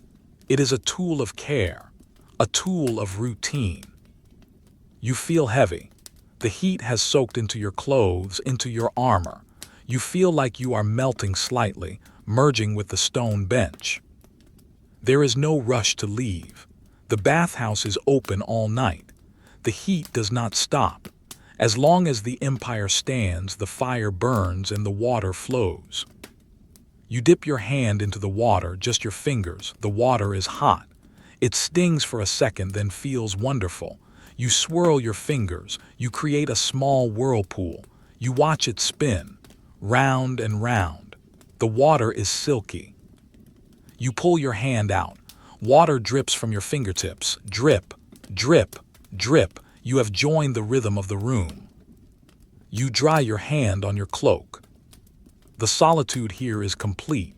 In the barracks, there is the sound of snoring. In the stable, the horses shift. Here, there is only the water and the stone. It is a sanctuary of inanimate things. You gaze at the oil lamp again. The flame is struggling against the humidity. It burns with a reddish halo. The light is soft and fuzzy. It does not hurt your eyes. You think about the Roman citizens back in the city. They go to the baths every day. It is a social event. They talk, they argue, they conduct business. But here at night in the winter camp, the bath is silent. It has returned to its primary function: survival, warmth. The hypocaust floor feels even warmer now. The heat is persistent. It travels up your spine. It relaxes the muscles in your neck. You roll your head slowly. Left, right. You hear a soft crack in your neck. Relief. You are safe in this stone box. The wind outside cannot reach you. The snow cannot touch you. The barbarians cannot find you. You are hidden in a cloud of steam. You watch the steam condense on the cold bronze of the door handle. It turns the metal dark. The world feels very small right now. It consists only of this room, the four walls, the pool, the steam. Everything else is a memory. You could fall asleep here, sitting up on the bench, wrapped in the warm fog. It would be a good sleep, a wet, warm sleep. But you have more to see. The night is not over. You stand up slowly. You feel lightheaded for a moment from the heat. You steady yourself. You take a slow step. Clack. The echo is louder now that you are moving. You walk back towards the door. You pass through the tepidarium again. The heat is less intense here. It is a gentle goodbye. You pass through the apoditarium. The cool air feels bracing now. It tightens your skin. It wakes you up just enough to keep walking. You reach the heavy wool curtain at the entrance. You pause. You can hear the wind outside. It is whistling softly. You look back at the tiled room one last time. The steam is still rising. The drip is still falling. Drip. It will continue without you. That is a comforting thought. The systems of the camp work whether you are watching them or not. You push the curtain aside. You step out. The cold hits you like a solid wall, but your core is warm. You carry the heat of the bathhouse inside you like a glowing coal. It will protect you for a long time. You stand on the snowy street. You watch the steam venting from the roof. It rises straight up, a pillar of white connecting the earth to the sky. You take a deep breath of the freezing air. It tastes pure. It tastes of ice and stars. You turn your back on the warmth. You begin to walk again. Your boots crunch on the snow. The silence of the winter night returns, but now you know that under the snow, under the stone, there is fire burning. The bathhouse sleeps, the water settles, The heat rises on and on, forever. The steam from the bathhouse is behind you now. You have walked back into the solitude of the winter streets. The heat you absorbed from the stone floor is fading, but it has left a lingering comfort deep in your muscles. You are not cold. You are simply aware of the cold. You are walking through it, a warm object in a frozen world. The camp is still. The moon has begun its descent, moving toward the western horizon. The shadows of the tents have shifted.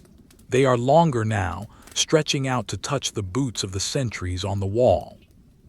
You are walking toward the western quadrant of the camp. This is the area of the fabrica, the workshops, the place where things are made and where things are fixed.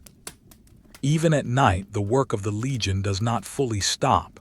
It just changes pace. The heavy hammers of the blacksmiths are silent. There is no ringing of anvils to disturb the sleep of the soldiers, but there is other work, quieter work, the work of detail. You approach a long, open-sided building. The roof is low, covered in shingles that are frosted white. Inside, there are no roaring forges. There are just small, contained fires in brazier stands, providing light and a little warmth for the hands of the craftsmen. You step onto the floor. It is not paved with stone. It is covered in a thick layer of sawdust and wood shavings. Your boots sink into it, soft, crush. It is a muted sound. The sawdust dampens everything. It smells intense here. It smells of cut pine. It smells of oak. It smells of resin and sharp metal. It is the smell of a forest that has been shaped by human hands. There is a man sitting at a workbench. He is an immunes, a specialist. He is exempt from the normal duties of the guard because he has a skill. He is a carpenter, a worker of wood. He is old. His hair is gray, cropped short. His hands are large and scarred, with skin as rough as the bark of the trees he works with. But his movements are delicate. He is working on a pilum, a javelin. The wooden shaft of the weapon has snapped. It is a common injury for a weapon. He is making a new one. You watch him. He holds a long piece of ash wood in a clamp. He holds a tool in his hand, a draw knife, a blade with two handles. He pulls the blade towards him along the wood. Shhhhk. A long, thin curl of wood peels away. It falls to the floor, joining the thousands of others. He does it again. Shhhhk. The sound is whispering and rhythmic. It is the sound of friction, metal shaving wood. He turns the shaft slightly. He shaves again. He is making it perfectly round. He does not measure it with a ruler. He measures it with his eye. He measures it with the feel of his thumb running along the grain. You move closer. You lean against a pile of lumber. The wood is rough against your cloak. You watch the shavings fall. They are pale yellow, almost white in the lantern light. They look like ribbons. He stops shaving. He runs his hand down the length of the shaft. Swish. He is checking for splinters. He is checking for smoothness. He nods. It is good. Now he reaches for a pot that is sitting near the brazier. A small iron pot. Inside, a thick, dark liquid is bubbling very gently. Blup, blup, it is glue, animal glue, boiled down from hide and bone. It smells strong. A pungent, organic smell. It is the smell that holds the Roman army together. He takes a brush. He dips it into the glue. The liquid is viscous.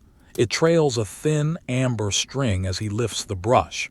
He paints the end of the wooden shaft. He paints the inside of the iron shank that will form the head of the spear. He fits the two pieces together, wood into iron. He taps the end of the spear on the ground, tap, tap, to seat it firmly. He wipes away the excess glue with his thumb. A simple, efficient movement. He sets the spear aside to dry. It joins a row of 10 others leaning against the wall, a silent rank of restored weapons. He does not hurry. He reaches for the next piece of wood. Shhhhk. The shaving begins again. You look around the workshop. It is a treasure trove of textures. There are stacks of raw timber smelling of sap. There are sheets of leather rolled up like carpets.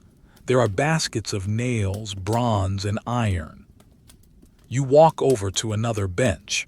There is no one working here right now, but a project has been left in progress. It is a scutum, the great rectangular shield of the legionary.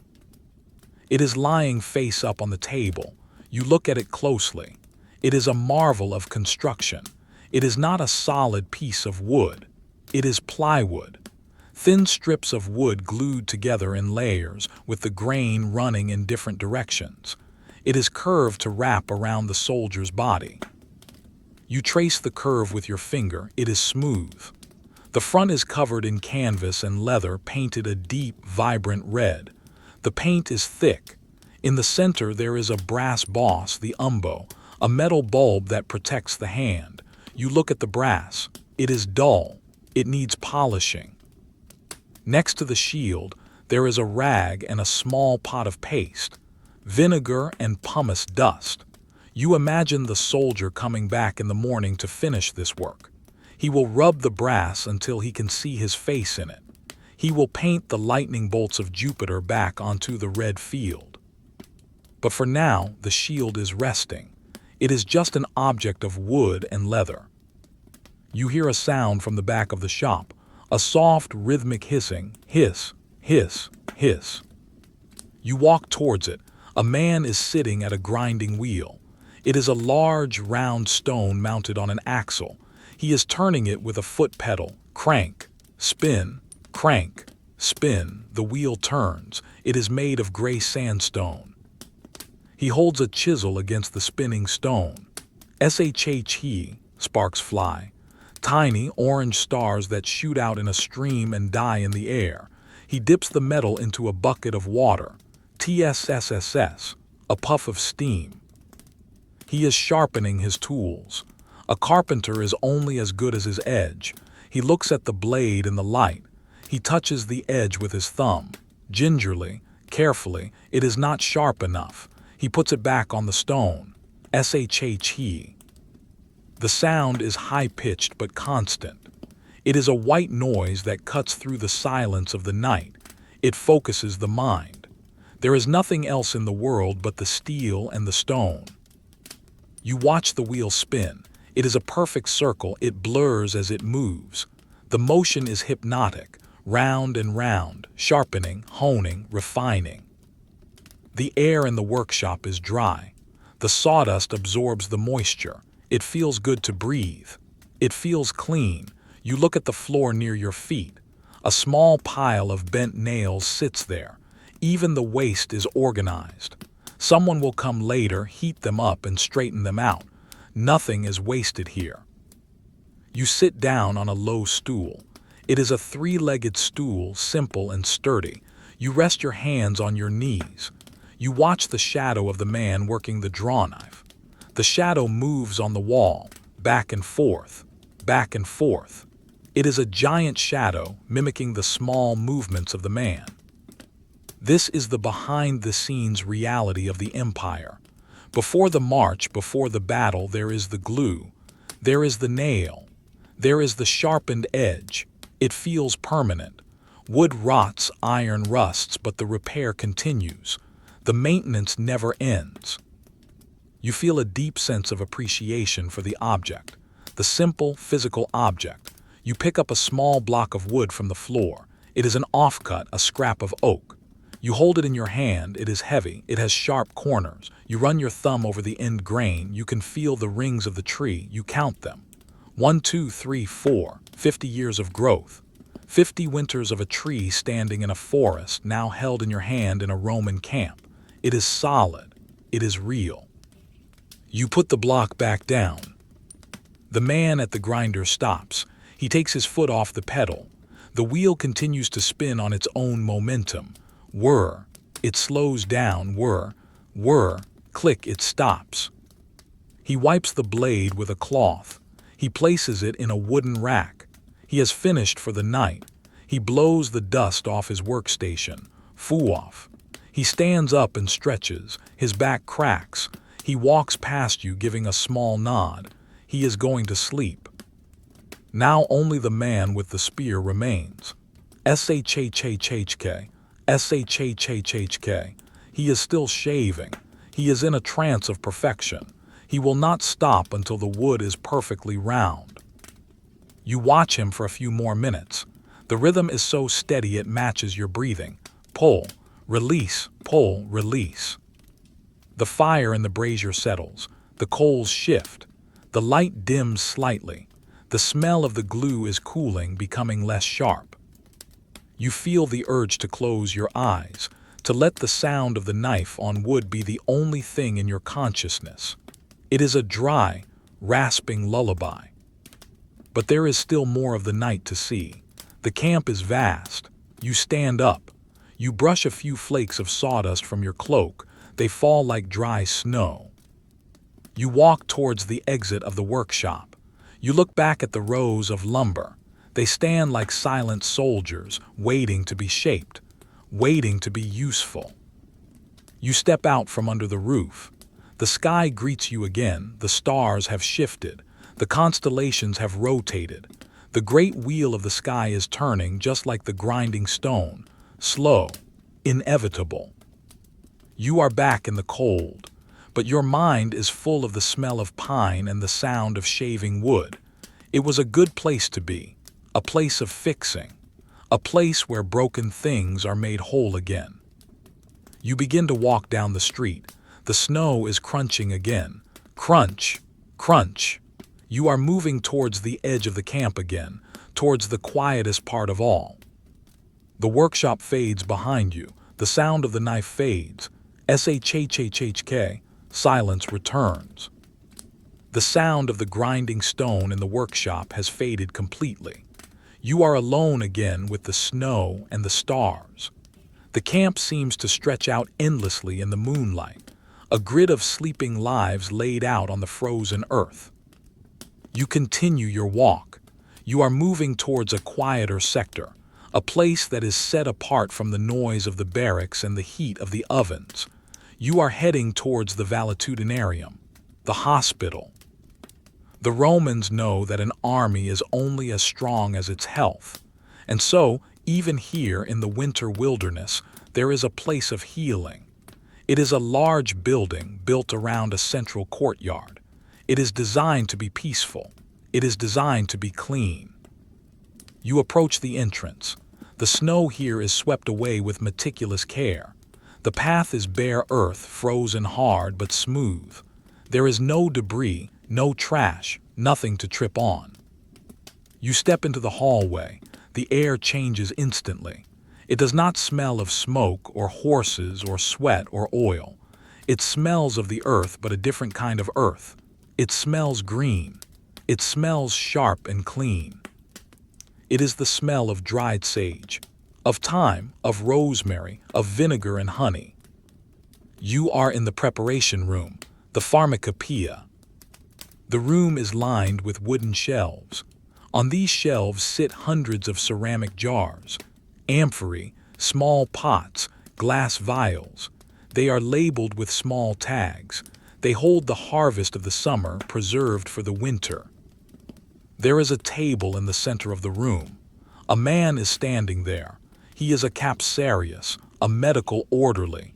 He wears a clean white tunic. His hands are scrubbed pink. He is working by the light of a single steady oil lamp. He is making a salve. Watch him. The process is slow. It is precise. In front of him is a marble mortar. It is heavy white stone, cool to the touch.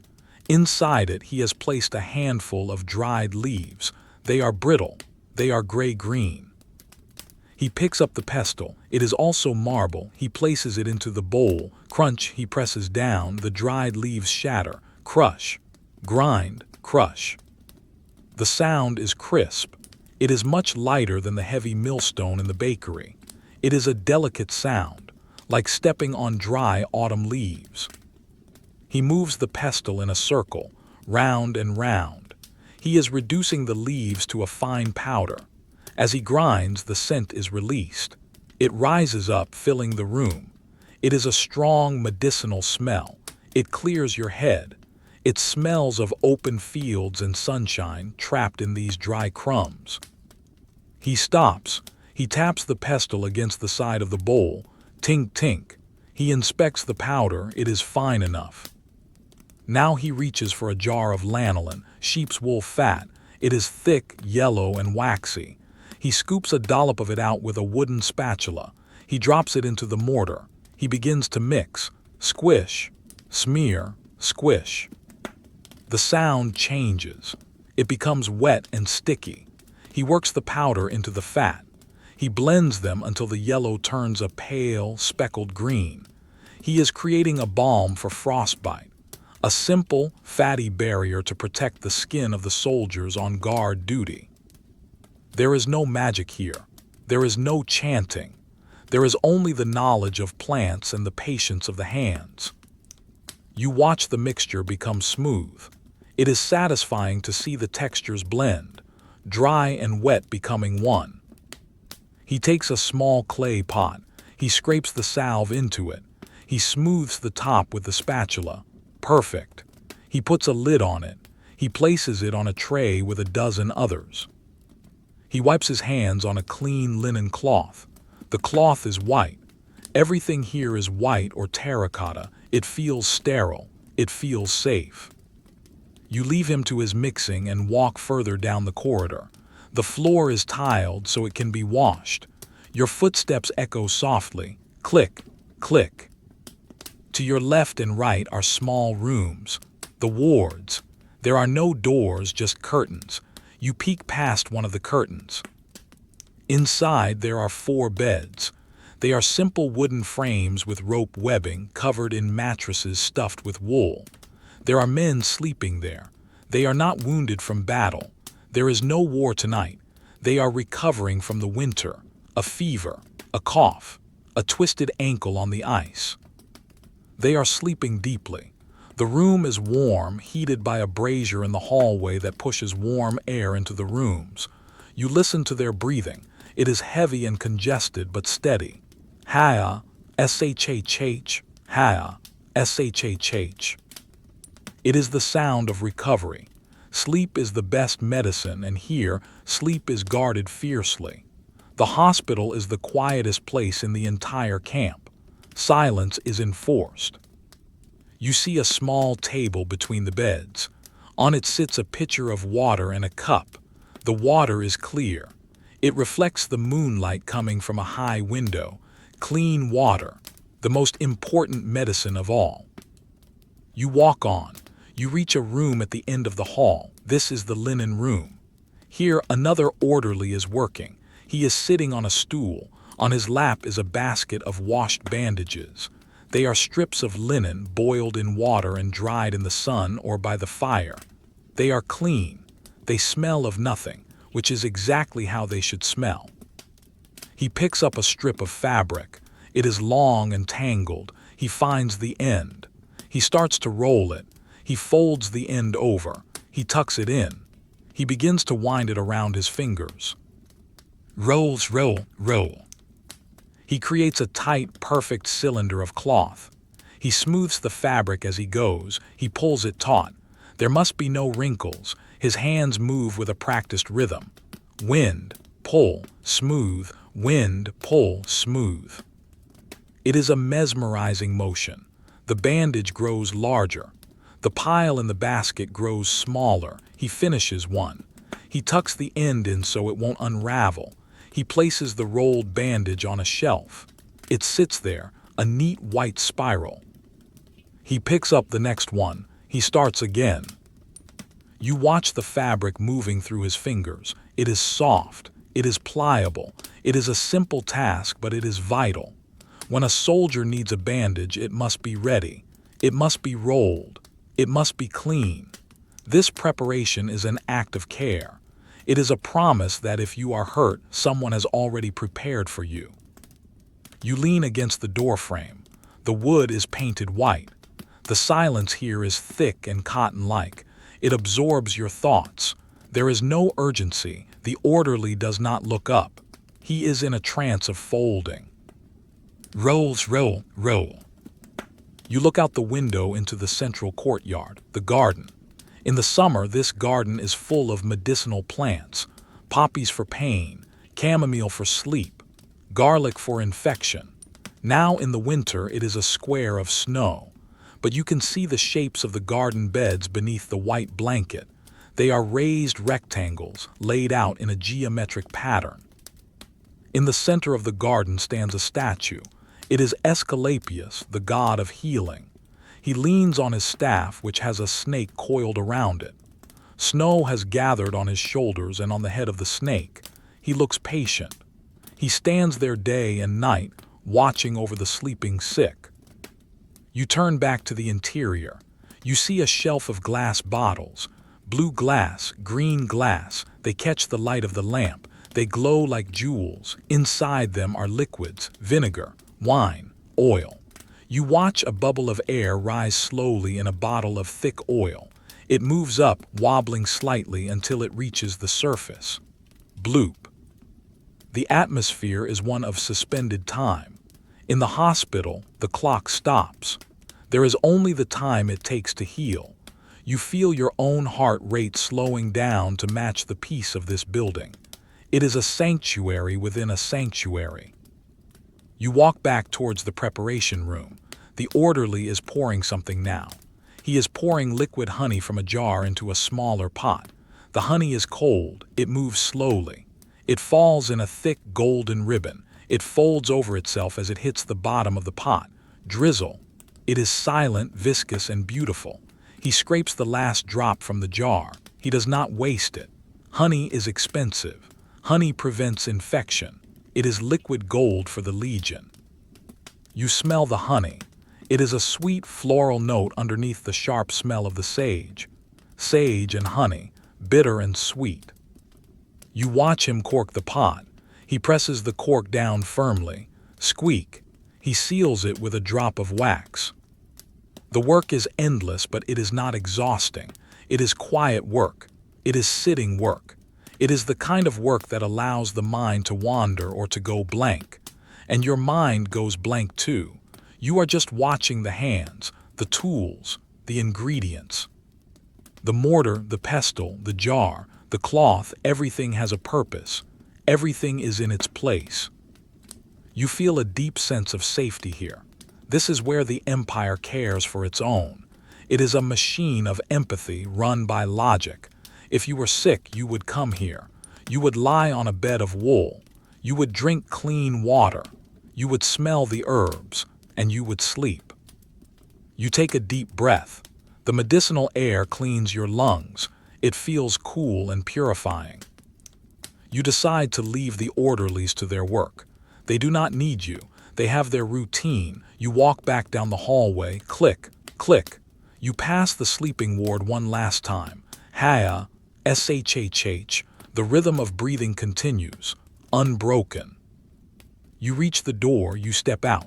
The contrast is striking. The smell of herbs is cut off instantly, replaced by the odorless cold of the snow. The silence outside is vast and open, different from the enclosed, hushed silence of the hospital. You look back at the building. It is dark except for the faint glow of the lamp in the window of the preparation room. A single square of warm, yellow light in the darkness. Inside that square, a man is grinding leaves. Crunch, grind, crush. You turn away. You are refreshed. The visit to the house of healing has calmed you. You are ready for the final stretch of the night. The stars are lower now. The night is aging. But the camp still holds more quiet secrets. The scent of rosemary lingers in your memory. The white linen rolls in your mind. Sleep is close. The door of the hospital closes behind you. The scent of sage and honey is cut off, replaced once again by the crisp, neutral scent of the snow. You are back in the grid. You are back in the night. The moon is low now. It hangs just above the western wall, a pale ghost sinking into the horizon. The light has changed. It is no longer the bright silver of midnight. It is a softer, dimmer pearl gray. The shadows are stretching out to their maximum length, covering the camp in a blanket of darkness. You walk away from the hospital. You are moving toward the massive structures that dominate the center of the camp near the headquarters, the Horia, the granaries. These are the most important buildings in the entire fortress. Gold can be stolen, weapons can be broken, but without grain, the legion dies. These buildings are the stomach of the army. You approach them. They look like long wooden arcs floating on a sea of snow. They are raised up off the ground. You stop to look at the foundations. They rest on short, sturdy pillars of stone.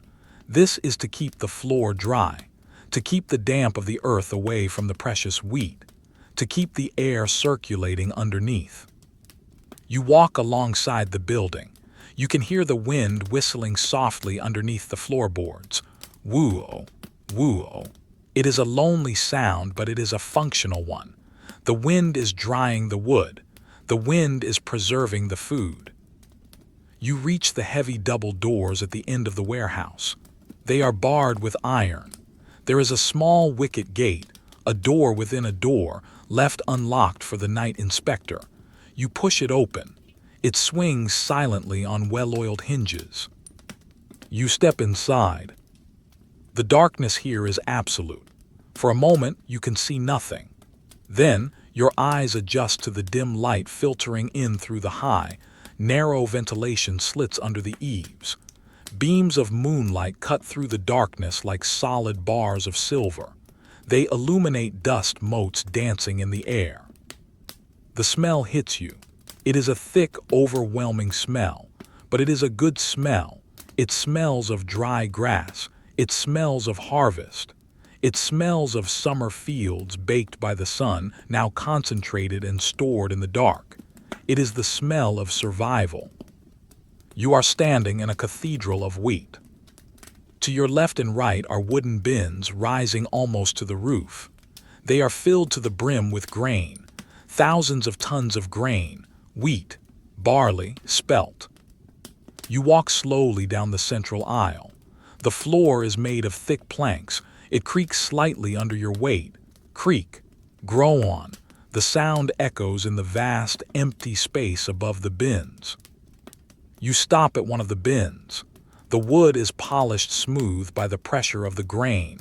You reach over the side. You plunge your hand into the wheat. The sensation is shocking. The grain is cold and fluid. It feels like heavy water. The kernels flow around your fingers. You push your hand deeper, up to your wrist, up to your elbow. You are anchored in the harvest. You wiggle your fingers, the grain shifts. Rustle, shhh. It is a dry, whispering sound, like sand sliding down a dune. You pull your hand out. A few kernels stick to your sleeve. You brush them off. They fall back into the pile with a tiny patter. You pick up a single grain of wheat. You hold it up to the moonlight. It is small. It is hard. It is oval-shaped with a tiny crease down the middle. You roll it between your thumb and forefinger. It is smooth. You think about the history of this single seed. It was planted in the earth. It grew. It drank the rain. It felt the sun. It was cut down. It was threshed. It was winnowed. And now it is here, waiting. You drop it back into the bin. It vanishes, lost among millions of its brothers. There is a movement in the shadows further down the aisle. It is not a soldier. It is not an enemy. It is a cat. The granaries are the domain of the cats. They are the guardians of the grain, the protectors against mice. This one is a large ginger tomcat. He is sitting on top of a sack of barley, high up on a pile. He watches you. His eyes are green lamps in the darkness. He blinks. Slowly. He is not afraid. You are just a visitor in his kingdom. He stands up and stretches. He arches his back. His tail goes up, curling at the tip. He extends his front claws into the burlap of the sack. Scritch, scratch, he pulls, he releases. He yawns, showing a pink tongue and white teeth. Then he curls back up. He tucks his nose under his tail. He closes his eyes. You listen. Can you hear it? In the dead silence of the granary, if you listen very closely, you can hear him purring. Our rumble, our rumble, our rumble. It is a low-frequency sound. It vibrates in the air. It is the sound of pure contentment. You walk further into the building. The air is still. There is no draft here. The dust hangs suspended, frozen in time. You see a ladder leading up to a walkway near the roof. You decide to climb it. Creak, step, creak, step. The wood is old and dry. You reach the top. You are looking down on the bins. From here, the grain looks like a landscape. Hills and valleys of gold, turned gray by the night. It looks like a desert of food. You lean on the railing. You breathe in the dusty air. It tastes dry on your tongue. This is wealth. This is power. The Roman Empire is not built on marble. It is built on this, on piles of dry seeds. You see a tool hanging on a post. It is a long wooden pole with a metal tip and small cups along its side, a grain probe. The inspector uses it to check the temperature deep inside the pile. If the grain gets wet, it heats up. It rots. You imagine the inspector doing his rounds, pushing the pole in. Thunk, pulling it out, checking the seeds. It is a boring job, a vital job.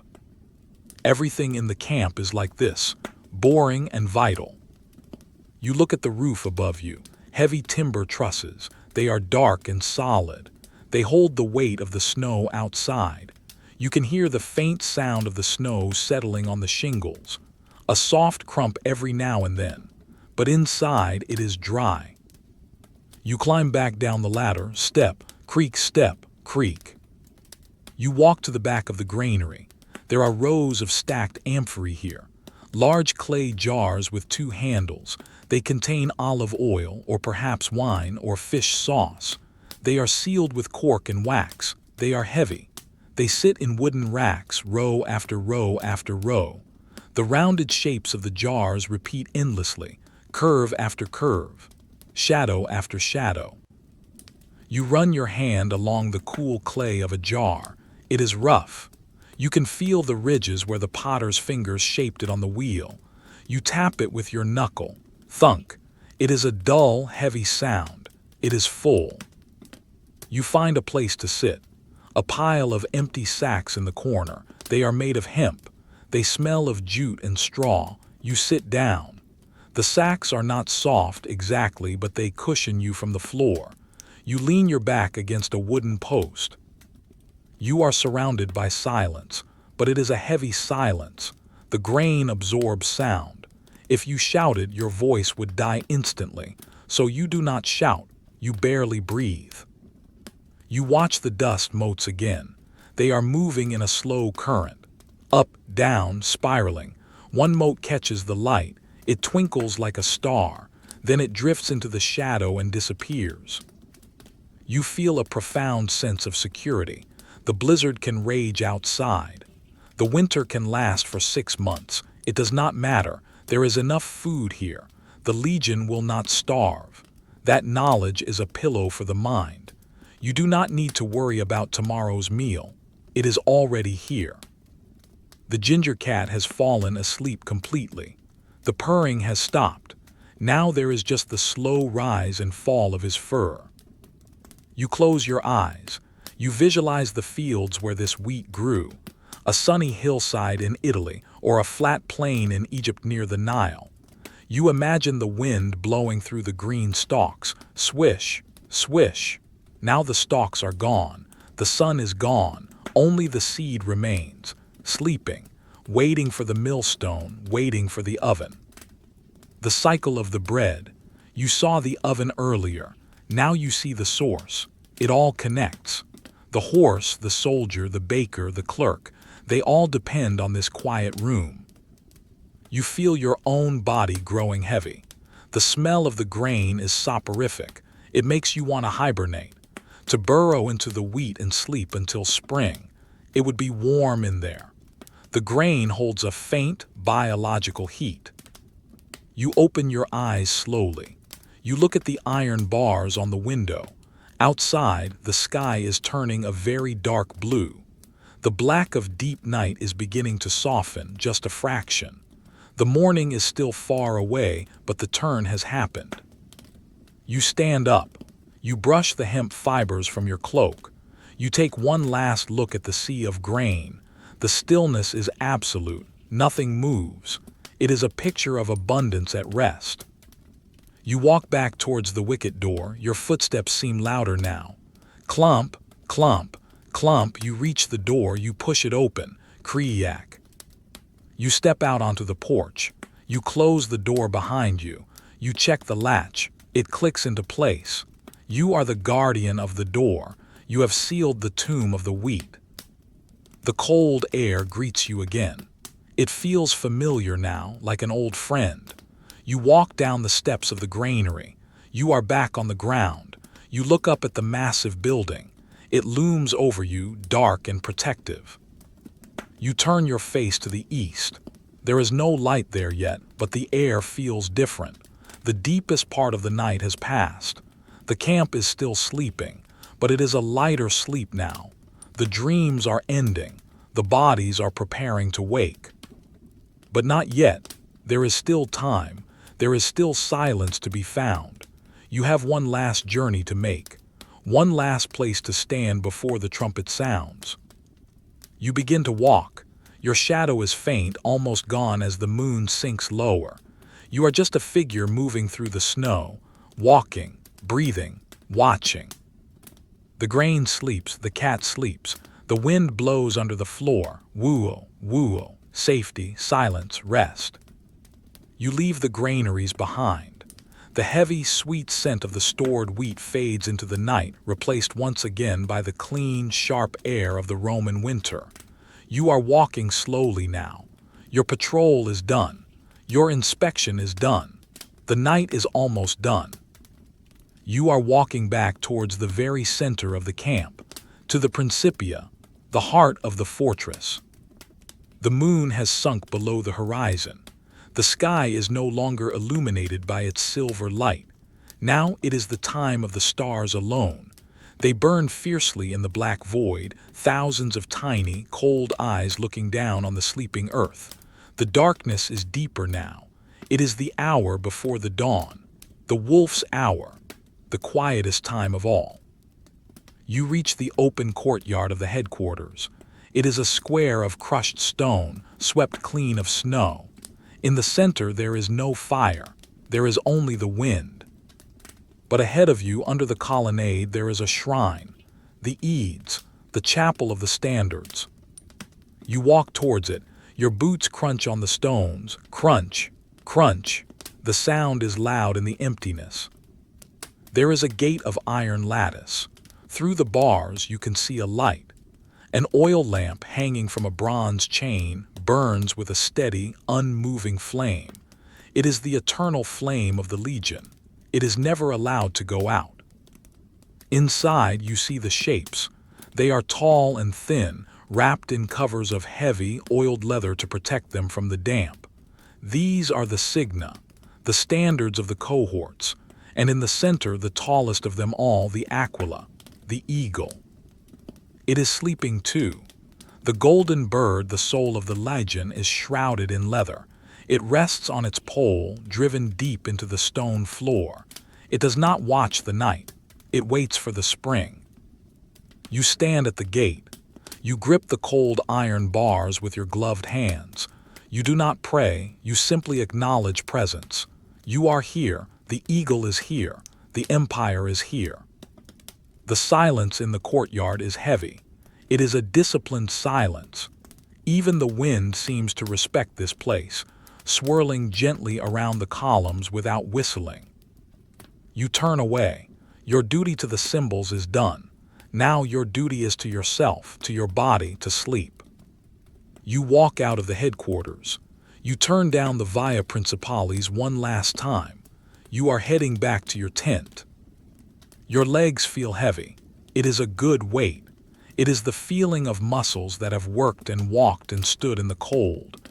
Every step is a little slower than the last. You are dragging the night behind you. You pass the rows of tents. They are silent mounds of snow and leather. The fires outside have turned to gray ash. There is no smoke rising now. The camp is in a state of suspended animation. You count the rows. 1, 2, 3. You turn, you count the tents. 1, 2, 3. Here it is, your home. The flap is closed tight against the frost. You reach out. Your hand is stiff. You pull the leather aside. SCRR rich. You duck your head. You step inside.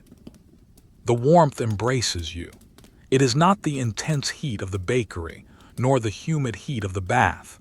It is the stale, comfortable warmth of sleeping men and dying embers. It smells of wool, of old sweat, of leather, and of the faint, lingering scent of the evening meal. It is the smell of safety. You let the flap fall. The world outside is gone. The wind is gone. The stars are gone. There is only this small, dark space. You stand in the center of the tent for a moment. You need to adjust. Your eyes find the dim glow of the charcoal brazier. It is just a bed of red coals now, pulsing faintly in the dark. It gives off just enough light to see the shapes of your messmates. They are mounds of blankets. You hear their breathing, a chorus of sleep. Ha, shhh, snork, wheeze, ha, shhh. You move slowly. You do not want to wake them. You are a shadow moving among shadows. You unfasten your cloak first. The heavy sagum. You undo the bronze brooch at your shoulder. The pin slides out. The heavy wool slides from your shoulders. You catch it. It is heavy in your hands. You fold it. Once. Twice. You place it on your sleeping area. Now the belt, the cingulum, the heavy leather belt with the metal apron strips. It jingles softly as you undo the buckle. Clink. You hold the strips to keep them silent. You lower the belt to the floor. You coil it up like a snake. Now the armor, the larica segmentata. This is the hardest part. You are tired. Your fingers are clumsy. You undo the leather ties at the front. 1 knot, 2 knots. You undo the buckles at the shoulders. The metal hinges squeak faintly. Eek. You lift the heavy iron plates over your head. You have done this 1,000 times. Your body knows the movement. You slide it off. The relief is instant. Your shoulders rise, your chest expands. You take a deep breath. You feel light. You feel like you are floating. The iron shell is gone. You are just a man in a tunic again. You place the armor on its wooden stand. It sits there, a hollow metal torso watching you. You sit down on your straw mat. The straw rustles, crinkle, crunch. You lean forward. You reach for your feet, the boots, the caligy. They are stiff with cold. The leather laces are tight. You pick at the knot. Your fingernail catches the leather. You pull, it gives. You unlace the first boot. You unwind the strap from your ankle, around and around. You pull the boot off. Your foot is free. You wiggle your toes in the thick wool sock. You peel the sock off. The air in the tent feels cool on your skin, but it feels good. You unlace the second boot. Pull, unwind, remove. You place the boots side by side at the foot of your bed. They are shaped like your feet. They are tired too. Now you are stripped down to your tunic. You are defenseless, and you are safe. You lie down. The mattress is just a sack filled with straw. It is lumpy. It is hard. But to you right now it feels like a cloud. You adjust your hips. You make a hollow in the straw. You settle in. You reach for your cloak. You pull it over you. It is heavy. It presses you down into the straw. It tucks you in. You pull the rough wool up to your chin. It scratches your neck slightly. It is a familiar itch. You lie on your back. You stare up at the roof of the tent. You cannot see it in the dark, but you know it is there. A thin layer of leather separating you from the infinite winter sky. You listen to the wind outside. Woo, woo. It sounds angry, it sounds cold, but it cannot get in. You are inside. You feel your body beginning to shut down. Your feet are tingling as the blood flows freely without the boots.